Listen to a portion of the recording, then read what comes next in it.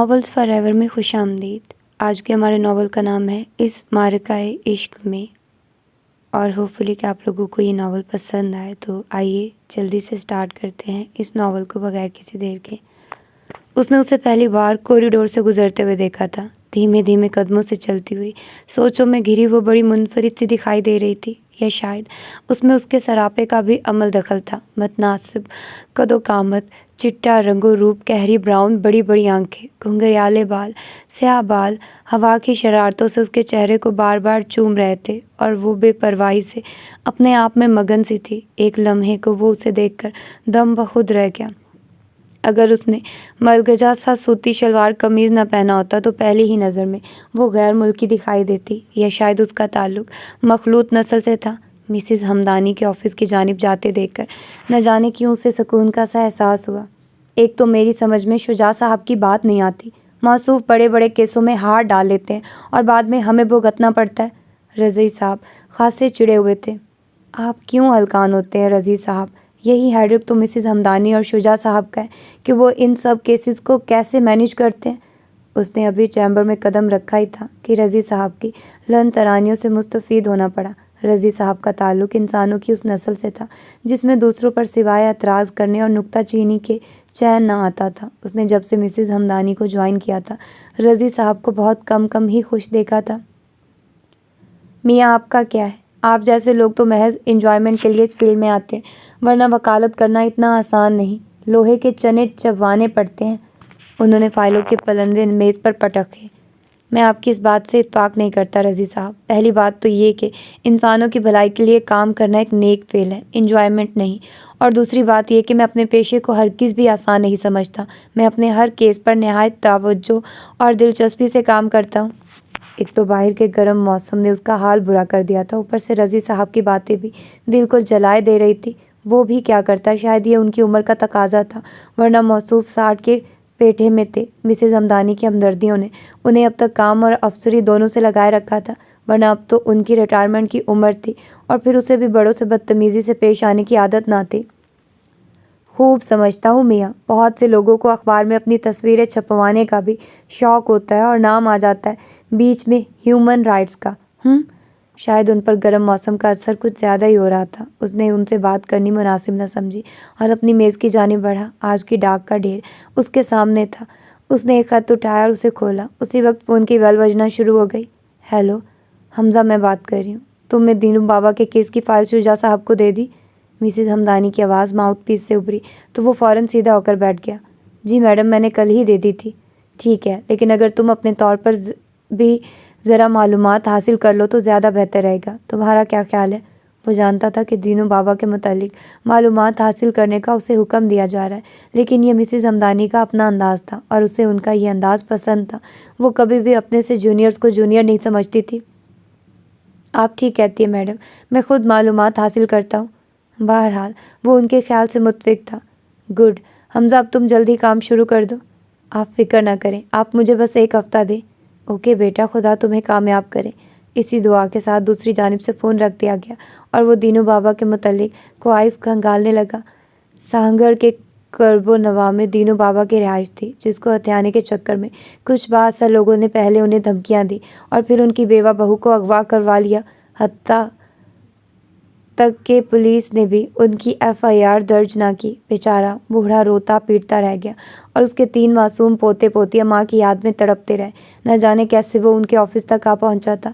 وہ جانتا تھا کہ ایسے علاقے میں جہاں کوئی جان پہچان بھی نہ ہو، اور پھر سب سے بڑا مسئلہ تو زبان کا تھا۔ یقیناً وہ لوگ ایک اجنبی اور خاص کر اس جیسے آدمی کو کیسے ساری معلومات فراہم کر سکتے ہیں جو ان کے علاقے کا بھی نہ ہو، اور پھر لوگ ویسے ہی عدالت اور کچہریوں سے دور بھاگتے ہیں۔ ایسے موقع پر اسے رحمان کا خیال آیا۔ رحمان اس کا گھریلو ملازم تھا جو کئی علاقائی زبانوں سے اچھی طرح واقف تھا۔ اس سے پہلے بھی رحمان کئی موقع پر اس کی مدد کر چکا تھا۔ رحمان کا خیال آتے اس کی آنکھیں خوشی سے چمک اٹھی۔ رات کے تقریباً 11 بج رہے تھے جب اس نے حویلی میں قدم رکھا۔ آج پھر نہ چاہتے ہوئے بھی اسے خاصی دیر ہو گئی تھی۔ حالانکہ وہ اچھی طرح جانتا تھا کہ امی جان کو گھر دیر سے لوٹنا بالکل بھی پسند نہیں، لیکن اس بار بھی اس کا کوئی قصور نہ تھا۔ ہیومن رائٹس ایکشن کمیٹی کی آج میٹنگ تھی، اور میٹنگ کے شروع ہونے کا تو سب کو علم ہوتا ہے، لیکن کتنی دیر میں یہ میٹنگ ختم ہو گئی اس کا کسی کو کچھ علم نہیں ہوتا۔ اس نے دور سے ہی ان کے کمرے کی جلتی ہوئی لائٹس کو دیکھ لیا تھا۔ وہ دل ہی دل میں دعائے خیر پڑھتا ہوا اپنے کمرے کی جانب بڑھا اور آہستگی سے کمرے کا دروازہ کھولا اور پھر حیرت سے اس کا منہ کھل گیا۔ امی جان آپ؟ انہیں اپنے کمرے میں براجمان دیکھ کر وہ سٹپٹا سا گیا۔ کیوں، کیا ہم تمہارے کمرے میں نہیں آ سکتے؟ ان کا انداز ناراضگی کا سا تھا۔ کیوں نہیں امی؟ وہ پھر گڑبڑا گیا۔ گھڑی دیکھی تو ہوگی تم نے بیٹا جی۔ بیٹا جی کہنے کا انداز ان کا طنزیہ تھا۔ بس وہ آج پھر دیر ہو گئی میٹنگ میں۔ وہ سر کھجانے لگا۔ حمزہ، ہمیں تمہارا روز روز کا یہ دیر سے گھر آنا بالکل بھی پسند نہیں۔ سوری امی، لیکن اس نے کچھ کہنے کے لیے منہ کھولا، لیکن اس سے پہلے ہی پکڑا گیا۔ حد ہوتی ہے ہر ایک بات کی۔ ہم اتنے دنوں سے یہ سب کچھ برداشت کر رہے ہیں، آخر کب تک چلے گا تمہارا یہ شوق؟ وہ پھر اپنے اسی مقصد پر آ رکی تھی جس کا اظہار وہ گزشتہ 1 سال سے کرتی چلی آ رہی تھی۔ یہ میرا شوق نہیں، جنون ہے۔ وہ اب ان کے اثر سے باہر نکل چکا تھا۔ اب پھر اس اثار نے اسے گھیر لیا تھا جس کے تحت وہ 1 سال سے ان سے مقابلہ کرتا آیا تھا۔ یہ جنون نہیں، پاگل پن ہے تمہارا۔ ہم نے تمہیں باہر سے اسی لیے تعلیم دلوائی تھی کہ تم اپنے رویے، پیسے اور تعلیم کو یوں ضائع کرو۔ انہیں کبھی بھی اس کا کام کرنا پسند نہیں تھا۔ امی جان، میں اپنی تعلیم کو ضائع نہیں کر رہا۔ ضائع نہیں کر رہے تو اور کیا کر رہے ہو؟ اگر اتنا ہی کام کرنے کا شوق ہے تو پہلے کچھ کماؤ اور پھر اپنی مرضی سے جدھر دل چاہے کام کرو۔ آخر تمہارے باپ بھی بیرسٹر تھے، کتنی عزت اور شہرت کمائی انہوں نے، لیکن تم تو نہ جانے کن دھندوں میں الجھ کر رہ گئے ہو۔ ناگواری بڑھتی چلی جا رہی تھی۔ آپ فکر نہ کریں، میں بھوکا نہیں مروں گا۔ وہ بھی خاصا اڑیل واقع ہوا تھا۔ مرے تمہارے دشمن! خبردار جو پھر منہ سے ایسی بات نکالی۔ آج پھر تمہارے انکل کا فون آیا تھا، وہ تمہارے بارے میں پوچھ رہے تھے۔ یہ سن کر اس کے چہرے پر اطمینان کے سائے پھیل گئے، تو گویا آج پھر انور مراج صاحب نے زہر کا انجیکشن امی جان میں ٹھونک دیا تھا۔ انور انکل کو میرے بارے میں آپ سے پوچھنے کی کیا ضرورت تھی؟ وہ مجھے میرے آفس میں بھی فون کر سکتے تھے، اور پھر آئے دن اخبارات میں بھی آتا رہتا ہے۔ وہ پوری طرح باخبر ہے میرے بارے میں۔ دشمن نہیں ہے وہ تمہارے، آخر کو تمہارے مرحوم باپ کے دوست ہیں۔ ایک وکیل کبھی بھی کسی دوسرے وکیل کا دوست نہیں ہو سکتا، اور وہ بھی اس صورت میں جب دونوں کا حال ایک جیسا۔ وہاں ابا کے انتقال کے بعد ان کی ہمدردیاں ہمارے لیے اچانک ابھر آئی تھی۔ پتہ نہیں کس لمحے کی جلن دل میں لیے بیٹھے ہو، وہ عاجز آ چکی تھی۔ لمحہ نہیں، بس ابا کے انتقال پر ان کے چہرے پر پھیلی ہوئی طمانینت آج بھی اپنے دل میں تیر کی طرح محسوس کرتا ہوں۔ کتنے مطمئن نظر آ رہے تھے وہ، جیسے انہوں نے بلا مقابلہ انتخاب جیت لیا اور اب بھی لاکھوں روپے فیس کے بٹورتے ہیں وہ، لیکن ان کی روح سیراب نہیں ہوتی۔ وہ زہر خن لہجے میں مخاطب تھا۔ ہر فیلڈ میں مقابلہ ہوتا ہے بیٹا، اور انور بھائی کا تمہارے باپ سے مقابلہ تھا۔ بہرحال میں ماضی کی نہیں، تمہارے مستقبل کی بات کر رہی ہوں۔ انہوں نے ذرا نرمی کا رویہ اختیار کیا۔ میرے مستقبل سے ان کا کیا تعلق ہے؟ وہ چڑ رہا تھا۔ تعلق ہے بیٹا، اب انجان مت بنو۔ اوہ، تو آپ کا اشارہ روہیلا کی جانب ہے؟ وہ اب کچھ سمجھ رہا تھا۔ تم غلط سمجھ رہے ہو بیٹا، زحیلہ ایک ماڈرن اور روشن خیال لڑکی ہے، وہ ہمارے خاندان میں ایڈجسٹ نہیں ہو سکتی۔ حیران تو کچھ دیر کے لیے وہ بھی ہوا تھا۔ کانونیٹ میں پڑھنے والی، جینز جیکٹ پہننے والی زحیلہ اس کے قدامت پسند خاندان میں کہیں بھی تو فٹ ہوتی نظر نہیں آ رہی تھی۔ پھر انور مراج کی اس میں دلچسپی کی وجہ، وہ چاہتے ہیں کہ تم اپنے باپ کی سیٹ سنبھالو۔ انہوں نے نرمی سے اس کے شانے پر اپنا ہاتھ رکھا۔ امی پلیز، آپ پریشان نہ ہو میرے لیے، اور انور انکل کو بھی واضح کر دیں کہ اب وہ میرے بارے میں سوچنا چھوڑ دیں۔ نہ جانے انہیں اس سے کیا بیر تھا، یا مسز ہمدانی سے حسد کا بدلہ وہ اس پر نکال رہے تھے۔ تم نے کب ہماری سنی ہے جو اب سنو گے؟ ایک دم ہی ان کے غصے کا پارا ہائی ہو گیا، اور وہ غصے سے تنتناتی ہوئی کمرے سے نکل گئی۔ وہ بڑی تیزی سے بلا جھجک مسز ہمدانی کے چیمبر کا دروازہ کھول کر اندر داخل ہوا، اور اچانک اسے دیکھ کر بوکھلا سا گیا۔ مسز ہمدانی، اس کے منہ سے صرف اتنا ہی نکلا، I am waiting for her, میں ان کا انتظار کر رہی ہوں۔ زبان میں فرنگیوں جیسی اکڑ تھی، تو گویا وہ واقعی فرنگی نسل سے ہی تعلق رکھتی ہے، یا شاید ایک طویل عرصہ گزار کر آئی ہے۔ It's okay, sorry. وہ جلدی سے پلٹ گیا۔ باہر آ کر اسے محسوس ہوا کہ جیسے اس کے ماتھے پر پسینے کے قطرے ہوں۔ اس نے پیشانی پر ہاتھ لگا کر محسوس کیا تو اے سی کی سرد لہروں کے باوجود بھی اسے نمی کا احساس ہوا۔ اف توبہ، ایسا کیوں کر رہا ہوں؟ وہ جھنجلا رہا تھا۔ حالانکہ وہ خود اتنے سال یو کے میں پڑھ چکا ہے، پھر بھی اس کے سامنے ایسا رد عمل اس کے لیے اچنبھا ہی تھا۔ آج بھی وہ دیسی کپڑوں میں ملبوس تھی۔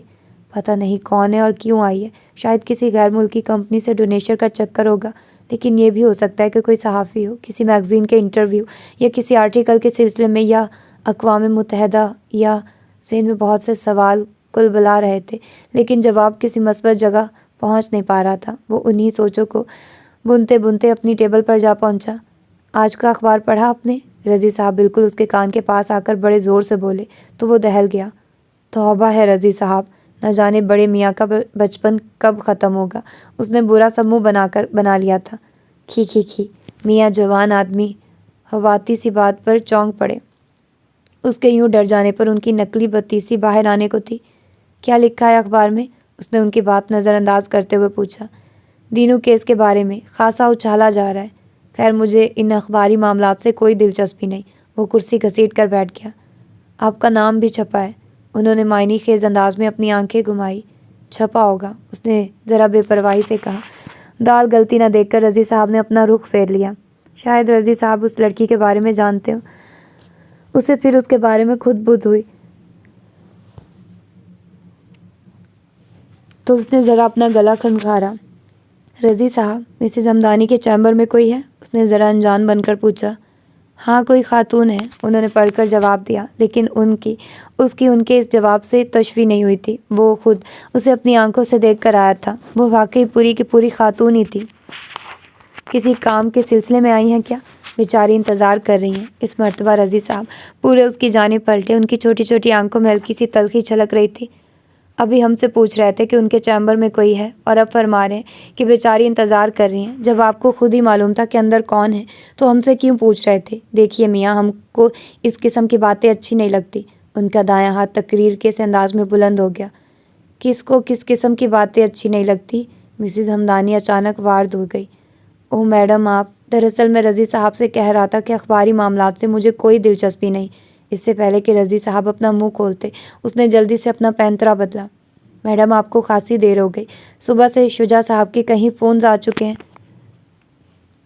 ہاں حمزہ، بس ایک پٹیشن کے سلسلے میں کچھ وقت لگ گیا، وہ ذرا دیر کو رکی۔ آپ کا کوئی انتظار کر رہا ہے؟ ارے ہاں، آج صبح ہی میری لینا سے بات ہوئی تھی۔ اوہو، خاصی دیر ہو گئی، بیچاری کب سے انتظار کر رہی ہوگی۔ انہوں نے رسٹ واچ پر نظر ڈالی اور تیز تیز قدموں سے چلتی ہوئی گزر گئی۔ تو معصوفہ کا نام لینا ہے؟ اس کے لب خود بخود مسکرا دیے اور اس کی آنکھیں رضی صاحب سے دو چار ہوئی جو انتہائی خوفناک انداز میں اسے گھور رہے تھے۔ اس نے جلدی سے اپنی نگاہیں پھیر لی۔ ان سے مل کر لینا کے بے چین دل کو کچھ قرار آیا تھا۔ وہ خاصی شفیق اور رحم دل خاتون تھی۔ ہوٹل کے مینیجر نے اسے شاید صحیح جگہ پہنچایا تھا، ورنہ ان سے ملنے سے پہلے وہ جب سے یہاں آئی تھی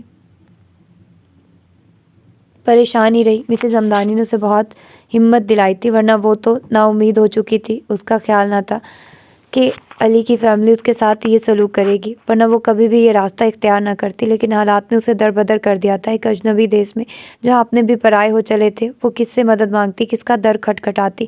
اور اب تو اس کے پاس پیسے بھی بہت کم رہ گئے تھے۔ ہیومن رائٹس کمیشن کے دفتر سے واپسی پر راستے میں بہت سے ننھے منھے بچوں کو کھیلتے دیکھ کر اس کی آنکھیں بھیگ گئی۔ وہ اپنے آنسوں پر قابو نہ رکھ سکی۔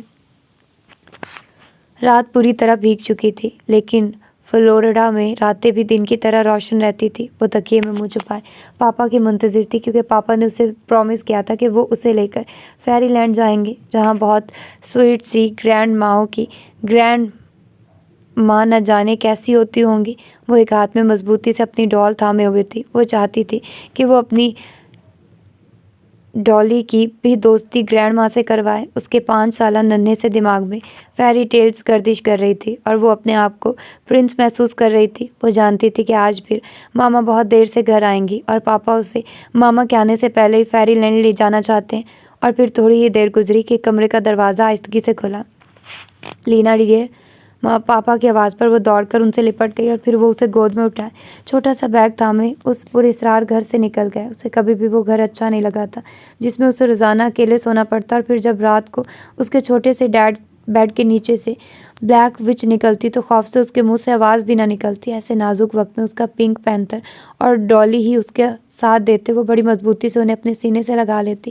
पापा को भी शायद उस विच के बारे में कुछ इल्म था, तभी वो अक्सर उसे अपने साथ सुलाते, क्योंकि मामा तो वैसे भी रात देर से घर लौटती। उसे हमेशा से मामा के मुकाबले में पापा अच्छे लगते थे। काले घुंघराले बालों वाले, ब्राउन रंगत वाले स्मार्ट से पापा उसकी दूसरी फ्रेंड्स के पापा के मुकाबले में कितने मुख्तलिफ थे, इतने अच्छे और इतने प्यारे कि गोरी चिट्टी पिंक सी मामा भी उनके सामने अच्छी न लगती। वो खुश थी कि अब वो पापा और ग्रैंडमा के साथ फेरी लैंड में रहेगी, जहाँ ब्लैक विच उसे कभी भी तंग नहीं करेगी। और फिर वो टैक्सी में बैठकर एयरपोर्ट पहुँचे। वो सर्दी से ज़रा कांपी तो पापा ने अपने मफलर से उसके सर और गर्दन को अच्छी तरह ढांपा और उसने मजबूती से पापा का हाथ थाम लिया। और फिर वो बड़े से प्लेन में बैठ गया। प्लेन अंदर से कितना बड़ा और खूबसूरत होता है, ये उसे उसी दिन पता चला था। और फिर प्लेन ने एक हचकोला लिया और आसमानों की वुसअतों में उड़ने लगा। पहले तो वो बादलों के टुकड़ों को देखकर खुश होती रही और फिर बोर हो गई और उसकी आंखें बंद होती गई। सो गई माय स्वीट बेबी, पापा ने बड़े प्यार से उसका गाल थपथपाया। बहुत सी ऊंची नीची मुसाफतों के बाद पापा उसे सीने से लगाए उस बड़े से घर में दाखिल हुए, जहाँ सब उसकी आमद के मुंतजिर थे। वो अपनी आंखें हैरत से फैलाए एक एक चीज़ को बगौर देख रही थी। फेरी टेल्स में ऐसी पिक्चर्स तो नहीं थी, कहीं चेहरे उसको देखकर मुस्कुरा रहे थे और वो पापा में छुपी जा रही थी। अम्मा आपकी अमानत, पापा ने उसे एक झुर्रियों भरे चेहरे वाली ओल्ड लेडी की गोद में डाल दिया तो वो खौफ से सिमट गई। उस औरत ने प्यार से उसके मुंह को चूमा। तूने अच्छा किया रिजवान जो इसे यहाँ ले आया। इस बूढ़ी औरत की आवाज़ में बर्दबारी नुमाया थी। उसके सफ़ेद बराक कपड़ों से भीनी भीनी खुशबू उठ रही थी, लेकिन उसे फिर भी उससे डर लग रहा था। मैं आपसे शर्मिंदा हूँ अम्मा, आपकी हुक्म अदूली करके मैं एक दिन भी सुख से न रह सका। और फिर पापा ने अपना सर उस बूढ़ी औरत के घुटनों पर टेक दिया। पापा शायद रो रहे थे। जो गुजर गया वो वापस नहीं आ सकता, लेकिन तू अपने किए पे पशेमान है, यही काफ़ी है तेरे लिए। वो बूढ़ी औरत अब पापा के बालों पर हाथ फेर रही थी। उसने ज़रा गौर से देखा, उसके झुर्रियों भरे चेहरे पर आंसुओं के कतरे चमक रहे थे। अम्मा जी मुझे माफ़ कर दे। पापा तो छोटे बच्चों की तरह रो रहे थे, उसे भी रोना आ रहा था। माफ़ी मुझसे नहीं, अपने रब से मांग बेटा, वही माफ़ करने वाला है। इंसान तो खता का पुतला है, पर सबसे बड़ा तो वो मालिक ही है। अपने दीन पर लौट आया है तो सच्चे दिल से तौबा भी कर ले। अम्मा मैं अपने रब को कभी नहीं भूला था, बस ज़रा गुमराह हो गया था। बस आप मुझे माफ़ कर दे। पापा बिलक रहे थे और फिर वो भी रो पड़ी। ना ना ना मेरी बच्ची, तू क्यों रोती है? तेरा क्या कसूर मेरी जान? उस बूढ़ी औरत ने उसे अपने सीने में छुपा लिया। पहली बार किसी दूसरी औरत ने उसे अपने सीने से लगाया था। पहली औरत उसकी अपनी मामा थी, जिन्होंने पिछले साल उसे गले से लगाया था जब उसका हाथ छुरी से कट गया था और वो बेख्तियार रो रही थी। तब मामा ने उसे बेख्तियार अपने सीने से लगा लिया था, लेकिन इसके साथ साथ मामा छुरी और पापा को गालियाँ में भी बक रही थी, क्योंकि उनका ख्याल था कि पापा ने काम करने के बाद छुरी को यूं ही बेपरवाही से रख दिया था, जिसकी वजह से उसका हाथ कटा था। अम्मा इसे बचा लें, ये आपकी पोती और इज्जत है। अम्मा इसे बचा ले, वरना ये अंधेरों में भटक जाएगी। अब पापा उसकी कमर पर हाथ रख के आंसू बहा रहे थे। बचाने वाला तो ऊपर की ज़ात है, ये एक मुसलमान का खून है बेटा, मैं इसे भटकने नहीं दूंगी। ये मेरा वादा है तुझसे, और वादे पूरे करने वाला तो सिर्फ ऊपर वाला है, वही मुझे इस बात की तौफीक दे। और फिर उसे उस बूढ़ी औरत की खुशबू अच्छी लगने लगी और थोड़ी ही देर में वो नींद की वादियों में गुम हो गई। जब उसकी आंख खुली तो उसने अपने आप को रंगीन पाइयों वाले बड़े से पलंग पर पाया। वो बहुत बड़ा खुला सा कमरा था। वो अपनी आंखें मलती हुई पलंग से उतरी। हल्की हल्की आवाज़ें उसके कानों में पड़ रही थी, जैसे बहुत से लोग कुछ पढ़ रहे हों, लेकिन ये आवाज़ें उन आवाज़ों से बहुत मुख्तलिफ थी जब वो मामा के साथ कभी कभार चर्च जाती थी और सब हल्की हल्की आवाज़ में गाते थे। उसे वहाँ डर सा लगता था, एक अजीब सा अनजाना खौफ उसे सर्द कर देता था, या शायद वो एक डरपोक बच्ची थी। वो आहिस्ता आहिस्ता उस बड़े से दरवाजे की जानिब बढ़ रही थी, जिसकी थोड़ी सी खुली झुर्री से दिन की चमकदार रोशनी कमरे में एक रोशन लकीर सी खींच रही थी। उसने दरवाजे को खींचा तो बहुत सारी आवाज़ों के शोर ने उसे हैरान कर दिया। बहुत सी धूप उस बड़े से सहन में फैली हुई थी। वो कमरे से बाहर निकल आई, आवाज़ें थम गई। वो कमोबेश उसी के हम उम्र थे। उनकी आंखें हैरान थी, सवाल थे, लेकिन वो सब खामोश थे। वो सब ज़मीन पर बेंचे डाले बैठे थे। उन सब के आगे एक किताब खुली थी। शायद वो सब कुछ साथ मिलकर पढ़ रहे थे या फिर अलग अलग, वो फैसला ना कर पाए। फिर उसने गर्दन घुमाकर देखा। वही खुशबूदार झुर्रियों भरे चेहरे वाली औरत सफ़ेद बराक कपड़ों में मलबूस एक कोने में ऊंची सी गद्दी पे बैठी थी। उसके सामने एक बेंच थी जिस पर एक किताब खुली हुई थी, जिस पर उंगली रखे एक बच्चा उसकी जानिब देख रहा था। उसे देखकर वो औरत मुस्कुराई। जाग गई मेरी बच्ची, आ मेरे पास आ। اس بوڑھی عورت نے اسے پیار سے پکارا اور نہ چاہتے ہوئے بھی خود بخود اس کے قدم اس کی جانب بڑھ گئے۔ پاپا، اس نے اس بوڑھی عورت کے قریب آ کر پہلا سوال کیا۔ ابھی آتا ہی ہوگا میری جان، تم میرے پاس بیٹھ جا۔ اس بوڑھی عورت نے اس کا ہاتھ پکڑ کر اسے اپنی گود میں بٹھا لیا۔ بھوک لگ رہی ہے؟ وہ اس کی بات سمجھ نہ سکی۔ تب اس عورت نے ہاتھ سے منہ کی جانب اشارہ کیا تو اس نے سر ہلا دیا۔ میرا، او میرا! اس نے ذرا زور سے آواز دی تو ایک دبلی پتلی سانولی سی عورت بڑی پھرتی سے کسی کمرے سے نمودار ہوئی۔ جی اماں جی، وہ اپنے ہاتھ دوپٹے سے پونچھ رہی تھی۔ بیٹی کا ہاتھ منہ دھلواؤ، اسے ناشتہ کرواؤ، ہاں دودھ ضرور دینا۔ جاؤ بیٹا، اس نے اسے اس عورت کے سپرد کر دیا جسے وہ میرا کہہ کر پکار رہی تھی۔ میرا اسے کہیں کمروں سے گزارتی ہوئی نسبتاً ایک چھوٹے سے کمرے میں لے گئی۔ یہ کمرہ نسبتاً کچھ گرم تھا، شاید وہ کچن تھا۔ میرا نے اسے ایک رنگین چھوٹے سے اسٹول پر بٹھا دیا اور تھوڑی ہی دیر میں اس کے آگے کھانے کو بہت کچھ رکھا تھا۔ وہ عورت اس سے نہ جانے کیا کچھ بول رہی تھی اور وہ خاموشی سے اسے دیکھ رہی تھی۔ پاپا کے بغیر کچھ بھی کھانے کو دل نہیں چاہ رہا تھا، لیکن بھوک اپنے عروج پر تھی۔ اور پھر تھوڑی ہی دیر میں پاپا بھی آ گئے۔ ان کا منہ سرخ ہو رہا تھا جیسے وہ بہت زیادہ روئے ہوں۔ پاپا نے اسے اپنی گود میں اٹھا لیا۔ پاپا نے اسے بتایا کہ وہ بوڑھی عورت اس کی گرینڈ ماں ہے۔ وہ حیرت سے پاپا کو تک رہی تھی۔ یہ گرینڈ ماں ان پریوں والی کہانیوں کی گرینڈ ماں سے بہت مختلف تھی۔ اور کیا فیری لینڈ ایسا ہوتا ہے؟ اس کے ذہن میں شور مچ گیا تھا۔ جان، تمہارا نام زینب ہے، تمہیں یاد ہے نا؟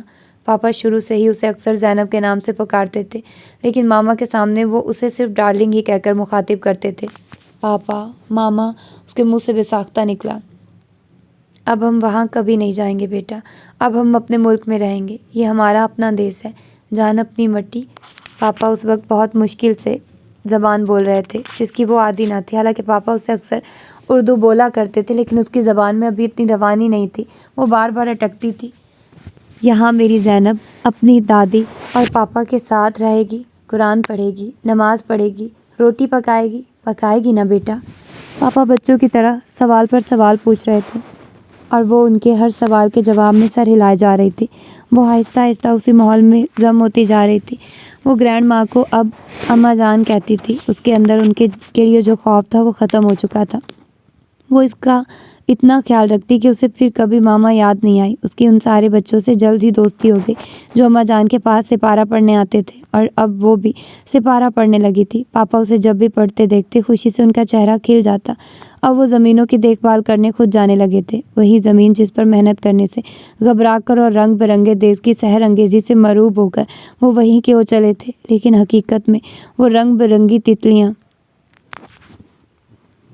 زہریلی ثابت ہوئی۔ ایک ایک کر کے پرت در پرت حقیقت آشکار ہوتی گئی۔ تب پاپا گھبرا گئے۔ انہیں اب اپنے انجوائمنٹ اور زندگی سے زیادہ اس کے مستقبل کی فکر تھی، اور پھر اماں جان نے انہیں اپنے سفید دوپٹے میں سمیٹ لیا۔ وہ پھر سے محفوظ ہو گئے۔ گاؤں کی دھول میں اٹی گلیاں، گوبر سے سجی دیواریں اب انہیں آرٹ کے نایاب نمونے دکھائی دیتی۔ وہ اپنے رب کے مشکور ہوتے کہ جس نے انہیں ٹوٹنے اور بکھرنے سے بچا لیا تھا۔ ہاں اماں، میں نے نماز پڑھ لی۔ ہر اذان کے بعد بہانہ بنا کر دوڑ لگانے والے رضوان احمد اب پہلی تکبیر پر ہی ٹوپی سنبھال کر مسجد کا رخ کرتے۔ ایک آگ سے گزر کر اپنے مالک کی محبت کا سبب سمجھ میں آتا جا رہا تھا۔ دعا کے لیے ہاتھ اٹھاتے تو آنکھیں خود بخود بھیگ جاتی۔ اپنے لیے دنیا جہان کی نعمتوں کی فرمائش کرنے کی بجائے سوائے معافی کے اور کچھ نہ نکلتا۔ وہ اندر سے کیسے اس کا انہیں خود بھی علم نہ تھا، پر اب سب کچھ کھلتا جا رہا تھا۔ وہ ایک دیندار عورت کے واحد سپوت تھے جس کی زبان پر ہر وقت استغفار کا ورد رہتا، تو پھر بھلا وہ اس ذات باری سے کیسے منکر ہو سکتے تھے؟ سب کچھ دھل چکا تھا۔ سفید شفاف اور پاکیزہ ماحول اپنے اندر سب کچھ سمو رہا تھا، اور وہ خدائے برتر کے آگے جھکتے جا رہے تھے۔ اماں جان، یہ بلو مجھے روز کالو کالو کہہ کر چڑھتا ہے۔ ہر روز سپارہ پڑھانے کے بعد اماں جان بچوں کو درس دیتی تھی تو کبھی کبھار شکایات کا سلسلہ بھی چھڑ جاتا۔ نہ بیٹا، یہ تو بری بات ہوئی۔ اوپر والے نے سب کو بڑا اچھا پیدا کیا۔ اب دیکھ، امجد کی آنکھیں کتنی بڑی اور خوبصورت ہیں، اس کے ہونٹ اور ناک سب کتنے اچھے ہیں۔ امجد تو بڑا پیارا بچہ ہے، لیکن بیٹا ہر بندے میں سب کچھ ہی اچھا نہیں ہوتا۔ بس یہی امجد کے ساتھ ہے۔ اگر یہ گورا چٹا ہوتا تو اس کو ہر کوئی نظر لگاتا، تبھی اللہ تعالیٰ نے اس کی رنگت گہری رکھی۔ اماں جان نے بچوں کے اس انداز میں بلو کو سمجھاتے ہوئے کہا۔ ہاں اماں جان، میری اماں بھی یہی کہتی ہے کہ پیارے بچوں کو بہت جلدی نظر لگ جاتی ہے۔ نصیبہ پٹ سے بولی۔ نہیں اماں جان، امجد جھوٹ بولتا ہے، بلو نے چور نگاہوں سے کہا، جب کوئی جھوٹ بولتا ہے تو اس کی آنکھیں سچ بولتی ہیں، اور جس کی آنکھیں سچ بولتی ہیں اس کا دل بھی سچ بولتا ہے۔ لو بیٹا، تمہارے جھوٹ کا ساتھ تو تمہاری آنکھوں اور دل نے بھی نہیں دیا، تو پھر میں کیسے یقین کر لوں؟ سچ بولتے رہو بچوں، اس وقت تک جب تک تمہارے جسم میں سانس ہے، اس لیے کہ تمہاری حفاظت کرنے والا اللہ ہے، اور سچ کی حفاظت کرنے والے تم خود ہو۔ اس کا فیصلہ اللہ نے تم پر چھوڑا، اور پھر جس نے سچ کی حفاظت کی تو اللہ نے اس کی حفاظت کی۔ یہ تھوڑا مشکل تو لگتا ہے، لیکن پھر آسان ہوتا چلا جاتا ہے۔ وہ اماں جان کے پہلو میں بیٹھی بغور ان سب کی باتیں سن رہی تھی۔ اماں جان، مجھ سے کل ایک پلیٹ ٹوٹ گئی تھی۔ اماں نے مجھ سے پوچھا کہ پلیٹ کس نے توڑی، تو میں نے سچی سچی بول دیا کہ مجھ سے ٹوٹی ہے، تو اماں نے بہت مارا مجھے۔ 10 سالہ کلثوم کو اماں جان کی بات سے شاید کچھ اختلاف تھا۔ بیٹا، وہ تجھے سچ کی سزا نہیں ملی تھی، وہ تو تیری غلطی کی سزا تھی، اور بچوں کو تو ایسی سزائیں ملتی رہتی ہیں۔ اگر بڑے بچوں کو ایسی سزائیں نہ دی تو پھر بڑے ہو کر بھی وہ بچوں کی طرح ہی رہیں۔ اور پھر جب میں بچہ تھی تب میری ماں بھی مجھے غلطیوں پر مارتی تھی، لیکن سوچ کہ اگر تو جھوٹ بولتی تو پھر تجھے اللہ کیا سزا دیتا؟ تو اس بڑی سزا سے تو بچ گئی۔ کیا آج میری اماں نے تیری کنگھی چوٹی نہیں کی؟ انہوں نے پوچھا۔ کی تھی اماں جان، اور تیل بھی ڈالا تھا، کلثوم بولی، اور ذرا اترا کر اپنی چوٹی آگے ڈالی۔ تو پھر وہ تجھ سے ناراض نہیں ہے، وہ تو تجھ سے بہت پیار کرتی ہے، ورنہ سزا کے طور پر آج تیری کنگھی چوٹی نہ کرتی۔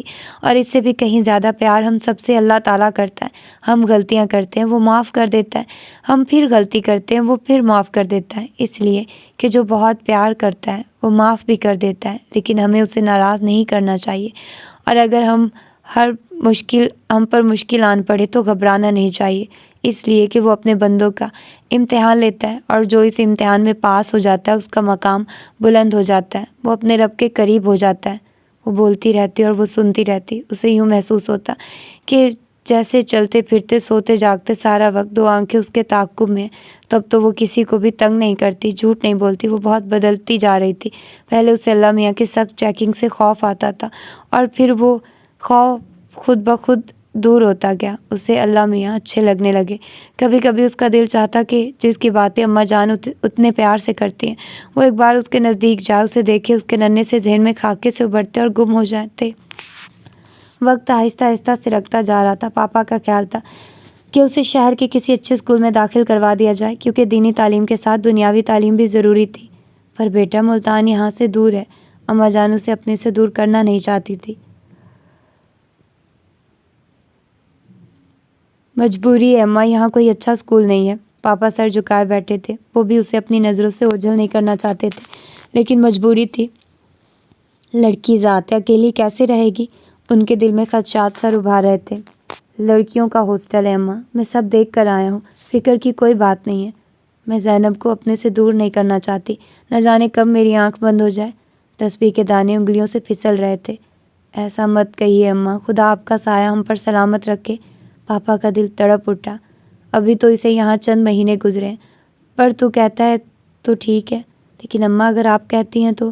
پاپا نے ہتھیار ڈالنا چاہے، لیکن انہوں نے ہاتھ کے اشارے سے روک دیا، اور پاپا چپ ہو گئے۔ وہ ان سے دور ہونا نہیں چاہتی تھی، اسے بہت رونا آ رہا تھا، لیکن اماں جان نے قطرہ قطرہ کر کے صبر کا جو مادہ اسے پلایا تھا، اس نے اسے ان سب سے چھپ کر رونے پر مجبور کیا۔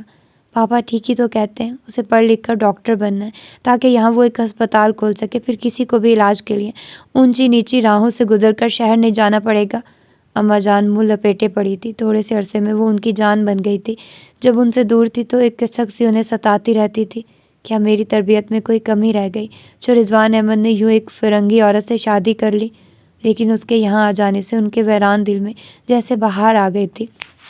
وہ واقعی ان کا خون تھی، کم گو خاموش طبیعت، شرمیلی اور باادب، مولوی اشرف کی پوتی، اور ان کی آنکھوں کی ٹھنڈک۔ اماں جان، میں ہر ویکنڈ پر آؤں گی۔ اس نے ان کے شانے پر اپنا ننھا سا سر رکھ دیا تو ان سے برداشت نہ ہو سکا، جھٹ اسے اپنے سینے سے لگا لیا۔ اماں کی جان، سدا خوش رہو میری بچی۔ بھوری آنکھوں میں آنسو جھلملا رہے تھے۔ پاپا رات بھر اسے سمجھاتے رہے اور وہ سر جھکائے سنتی رہی۔ زینب، تمہیں ماما تو یاد نہیں آتی؟ پاپا کی آنکھوں میں خوف کی ہلکی سی آمیزش تھی۔ تھوڑی تھوڑی۔ اس نے ان کے ہاتھوں پر اپنا ننھا گلابی ہاتھ رکھ دیا اور وہ مسکرا دیے۔ آخر کو اس نے اسے جنم دیا ہے، اتنا یاد رہ جانا تو فطری عمل ہے۔ ان کا دل مطمئن ہو گیا۔ اسے وہ سب کچھ اچھا نہیں لگا تھا۔ بڑے بڑے ہال نما کمرے، جن میں دھیمی آواز سے بولنے پر بھی باز گشت سنائی دیتی تھی، اس کی روم میٹ لڑکیاں اس سے خاصی بڑی عمر کی تھی. اسے ان سے دوستی کرنا اچھا نہیں محسوس ہوا. تم اتنی گوری ہو، ضرور تمہاری ممی انگریز ہوں گی. کیا تم مسلمان ہو؟ لیکن اس کا نام تو زینب ہے، میڈم نے بتایا. لیکن یہ تو چپ ہے، شاید گونگی ہے بیچاری. نہیں، ہم سے ڈر رہی ہے. اور پھر بلند بانگ کہہ کے واقعی اس کے ننھے سے دل کو ڈرا رہے تھے. اس کا دل چاہا کہ دوڑ کر پاپا کی ٹانگوں سے لپٹ جائے.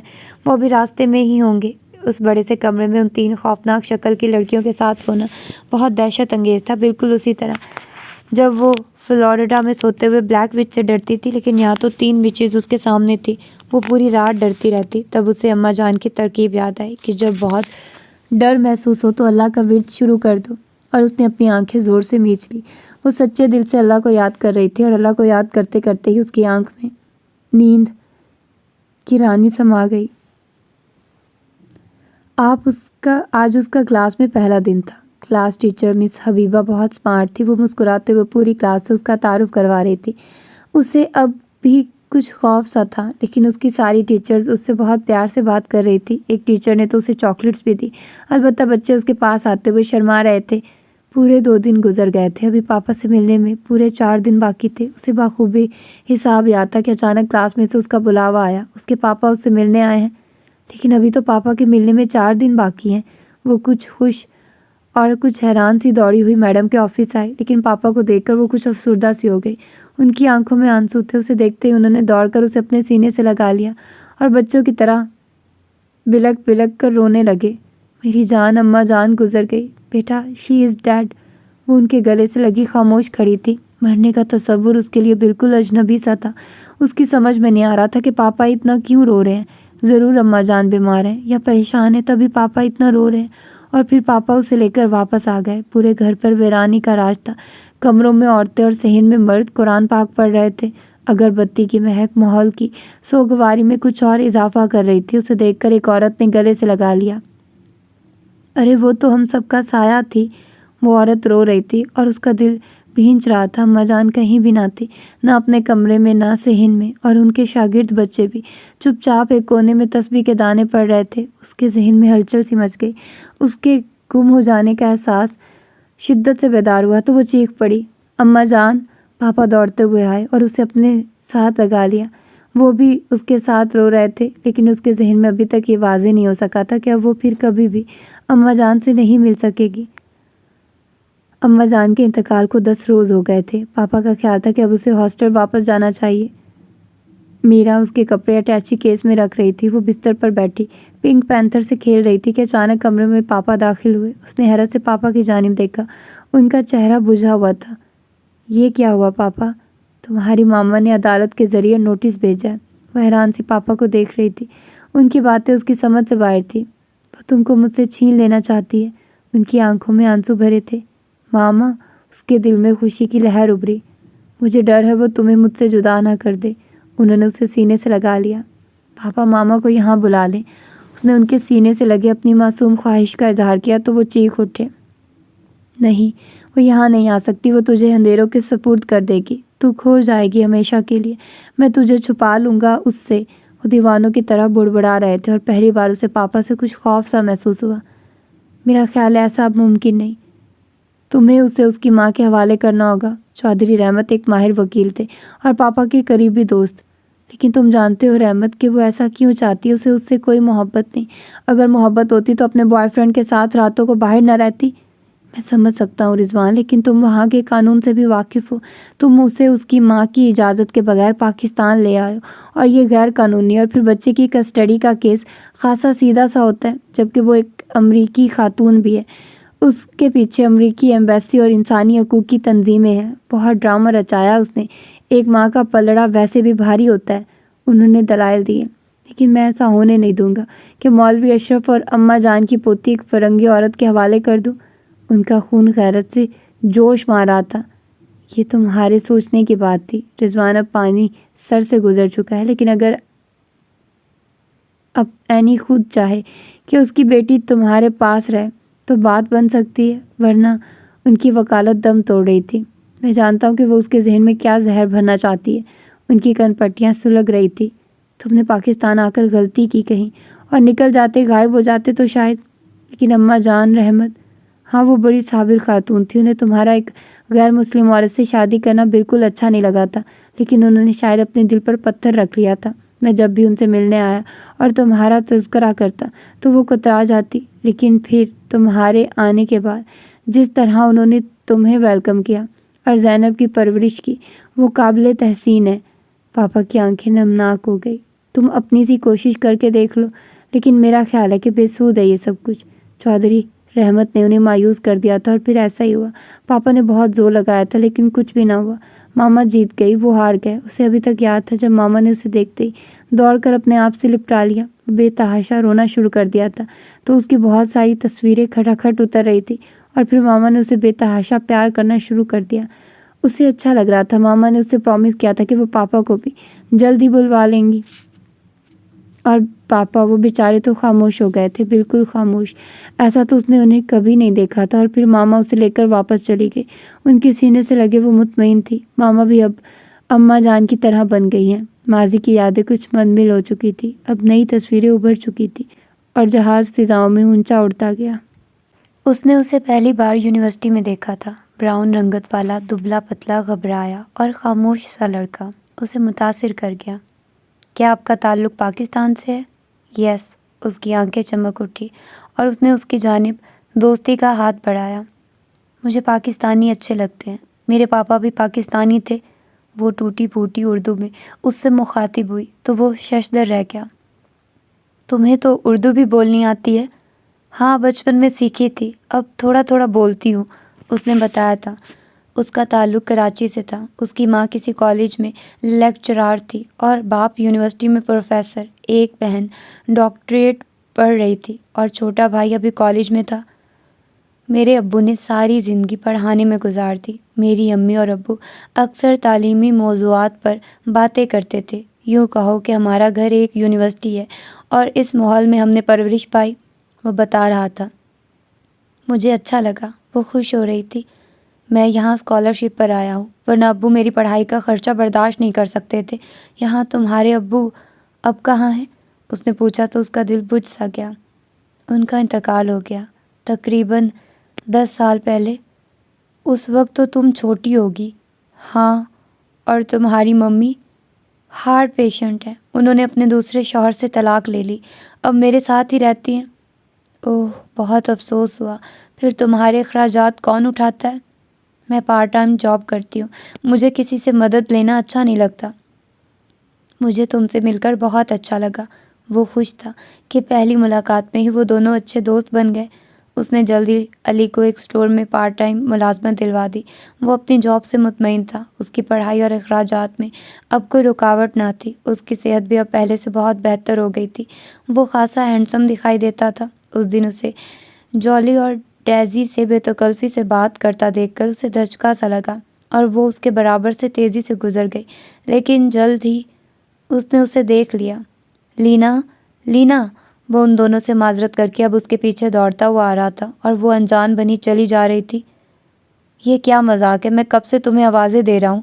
وہ اس کے سامنے آ کھڑا ہوا۔ اس کا سانس تیزی سے پھول رہا تھا اور ماتھے پر پسینے کی بوندیں نمودار ہو چکی تھی۔ تم مصروف تھے، اس لیے میں نے تمہیں ڈسٹرب کرنا مناسب نہیں سمجھا۔ ہم ایک اسائنمنٹ پر بات کر رہے تھے، اس نے مصروفیت کی وجہ بیان کی۔ تو کرو، اس نے کندھے اچکائے اور آگے کی جانب بڑھی۔ لینا، وہ پھر اس کے پیچھے لپکا۔ تمہیں برا لگا میرا ان سے بات کرنا؟ اس نے ایک گہرا سانس لیا اور اپنی بے ترتیب سانسوں کو کنٹرول کیا۔ مجھے کیوں برا لگے گا؟ اس نے ذرا ناگواری سے جواب دیا۔ جواباً وہ مسکرانے لگا اور پھر اس کی مسکراہٹ کہکوں میں تبدیل ہو گئی۔ وہ دیوانوں کی طرح زور زور سے کہکے لگا رہا تھا اور وہ حیرت اور غصے کے ملے جلے جذبات سے اسے گھور رہی تھی۔ مجھ سے چھپاتی ہو احمق لڑکی؟ کچھ دیر کو وہ رکا۔ میں کیوں چھپانے لگی؟ ندامت کا احساس اب کچھ اجاگر ہو رہا تھا۔ اپنا شولڈر بیگ اس نے ہاتھ میں تھام لیا۔ وہ کچھ کنفیوز ہو رہی تھی۔ یہی کہ you are in love with me, تمہیں مجھ سے محبت ہے؟ وہ اب اس کی آنکھوں میں جھانک رہا تھا۔ اس نے اپنی پلکیں جھکا دی۔ اسے اپنی لوہے تک گرم ہوتی محسوس ہوئی۔ سوری، وہ پھر آگے بڑھ گئی۔ اس کی رفتار کچھ مدھم تھی۔ لینا، جھوٹ مت بولو، اس لیے کہ میں بھی تم سے محبت کرنے لگا ہوں۔ وہ وہیں کھڑے کھڑے خاصی بلند آواز میں مخاطب تھا۔ ارد گرد سے گزرتے ہوئے لڑکے لڑکیاں ان دونوں کو حیرت سے دیکھ رہے تھے، لیکن وہ ان کی زبان سے نابلد تھے۔ کبھی کبھی یہ اجنبیت بھی کتنا مزہ دیتی ہے۔ علی کو اس بات کا احساس اب ہو رہا تھا۔ یو فول! وہ اچانک اس کی جانب مڑی اور پھر ہنستی ہوئی دوڑتی چلی گئی۔ ان دونوں کے درمیان یہ سب کچھ جلد ہی ہو گیا۔ اب اسے یوں محسوس ہونے لگا تھا کہ جیسے علی سے پہلے وہ ویران جنگل کی مانند تھی، جس کی زندگی کا کوئی مقصد نہ تھا، لیکن اس کے آ جانے سے اس کے ویران جنگل میں رنگ برنگے خوشگوار پھول کھل اٹھے تھے۔ اب وہ خاصی دلکش دکھائی دینے لگی تھی، پہلے سے بھی زیادہ۔ علی سے پہلے ڈیوڈ، جان، ایل اور نہ جانے کتنے لڑکوں سے اس کی جانب دوستی کا ہاتھ بڑھایا تھا، جسے اس نے خوبصورتی سے جھٹک دیا تھا۔ وہ سب اسے پڑھائی میں مگن اور کچھ مغرور اکڑفو ٹائپ کی لڑکی سمجھتے تھے، جبکہ حقیقت میں وہ ایسی بالکل بھی نہ تھی۔ اینی بھی کچھ دنوں سے اس میں تبدیلی محسوس کر رہی تھی۔ وہ ایسی تو نہ تھی۔ اب وہ اپنے لباس اور میک اپ پر توجہ دینے لگی تھی اور اکثر گنگنانے بھی لگی تھی۔ کون ہے وہ؟ اینی ابھی اپنے چھوٹے سے باغیچے سے پودوں کی دیکھ بھال کر کے لوٹی تھی۔ ہے کوئی؟ اس نے بے پرواہی سے کافی میکر کا بٹن آن کیا۔ کیا نام ہے اس کا؟ اینی کا انداز تفتیشی تھا۔ علی، میرا کلاس فیلو ہے۔ اسے جھوٹ بولنے کی عادت نہ تھی۔ کیا تمہارا اس سے شادی کرنے کا ارادہ ہے؟ ان کی نظریں اس کے وجود کا طواف کر رہی تھی۔ ابھی تک کوئی فیصلہ نہیں کیا۔ اس نے کافی میکر کا بٹن آف کیا اور کافی اپنے مگ میں انڈیلی۔ کرنا بھی نہیں، اس لیے کہ تم جانتی ہو تمہیں کیا کرنا ہے۔ لینا نے اپنی ماں کی آنکھوں میں جھانکا۔ نفرت اور حقارت کا ایک سمندر ان نیلی آنکھوں میں موجزن تھا، لیکن کس کے خلاف؟ علی کے خلاف؟ پاپا کے خلاف؟ یا ان سب کے خلاف؟ اسے جھرجھری آ گئی۔ میں جانتی ہوں ماما، مجھے کیا کرنا ہے۔ وہ صوفے میں دھس گئی اور ٹی وی ریموٹ اٹھا لیا۔ گڈ، مجھے تم سے یہی امید تھی۔ وہ کچھ مطمئن ہو چلی تھی اور دھیمے دھیمے قدموں سے اپنے روم کی جانب بڑھی، اور وہ سوچتی رہی کہ بچپن سے لے کر اب تک ماما کی سوچ میں ذرا برابر بھی فرق نہیں آیا، تو پھر انہوں نے پاپا سے شادی کیوں کی تھی؟ لیکن اس کا جواب اس کے پاس نہ تھا۔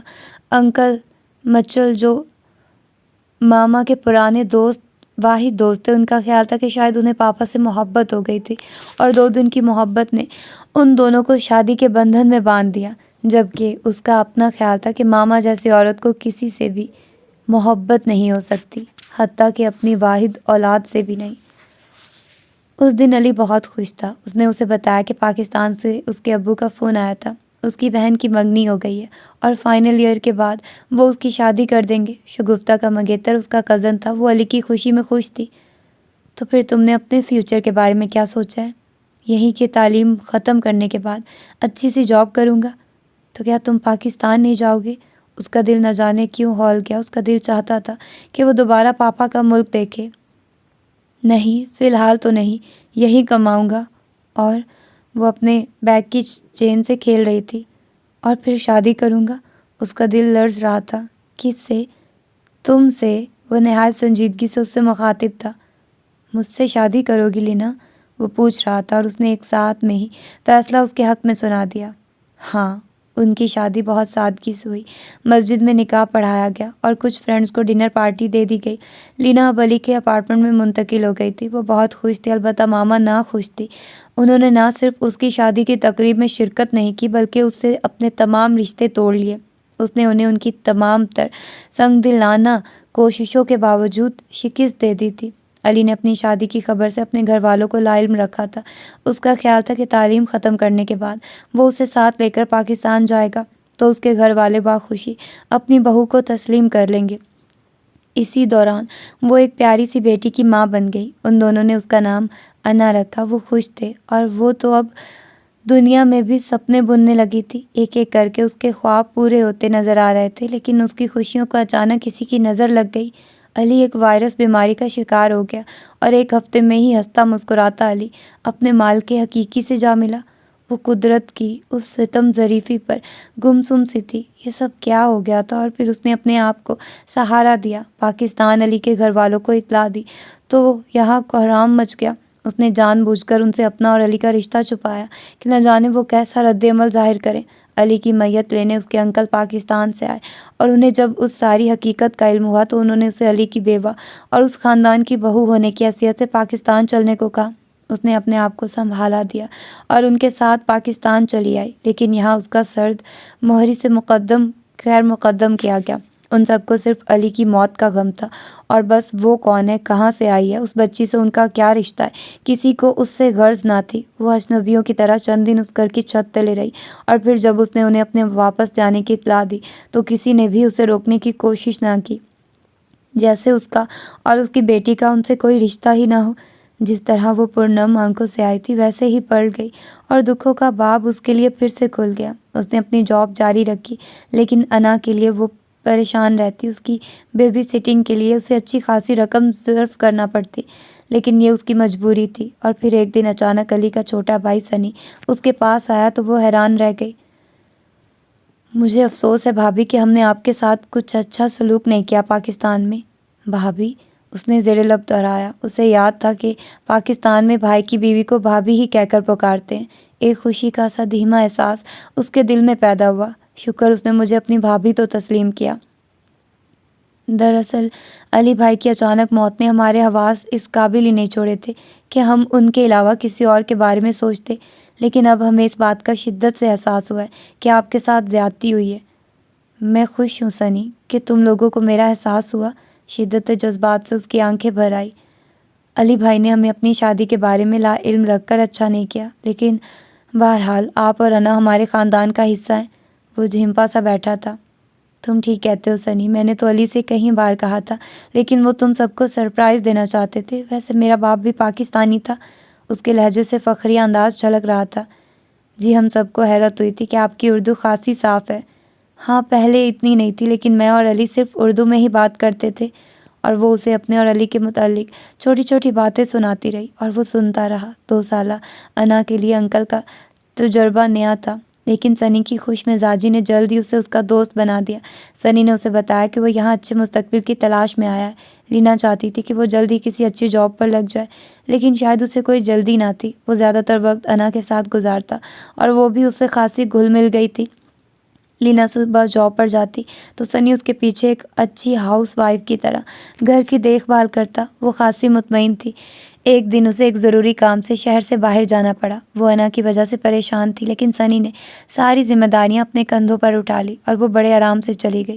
ایک دن بعد ہی اس کی واپسی تھی، اور جب وہ لوٹی تو اس کی دنیا ویران ہو چکی تھی۔ سنی انا کو لے کر فرار ہو چکا تھا۔ پہلے تو اس نے اسے اپنا شک ہی سمجھا، لیکن آس پڑوس اور پارک کو ہسپتال وغیرہ چیک کرنے کے بعد اس کا شک یقین میں بدل گیا۔ اس نے فوراً ایئرپورٹ انکوائری پر فون گھمایا، لیکن وہاں سے جانے والی کسی بھی فلائٹ میں اس نام کا کوئی شخص نہ تھا۔ تو پھر وہ کہاں جا سکتا ہے؟ اور پھر اس نے پولیس کو فون کیا، لیکن ناکامیاں اس کا مقدر بن گئی تھی۔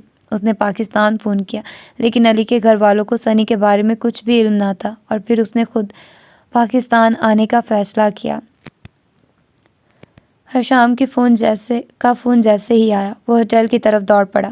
حشام اس کے بچپن کا دوست تھا، اور آج اس کی پوسٹنگ لاہور میں تھی۔ وہ جانتا تھا کہ اس بار بھی وہ اپنی مصروفیات کے باعث شاید اس سے مل نہ سکے۔ پچھلی بار بھی ایسا ہی ہوا تھا، لہٰذا اس نے موقع غنیمت جانتے ہوئے اسی وقت اس سے ملنے کی ٹھانی۔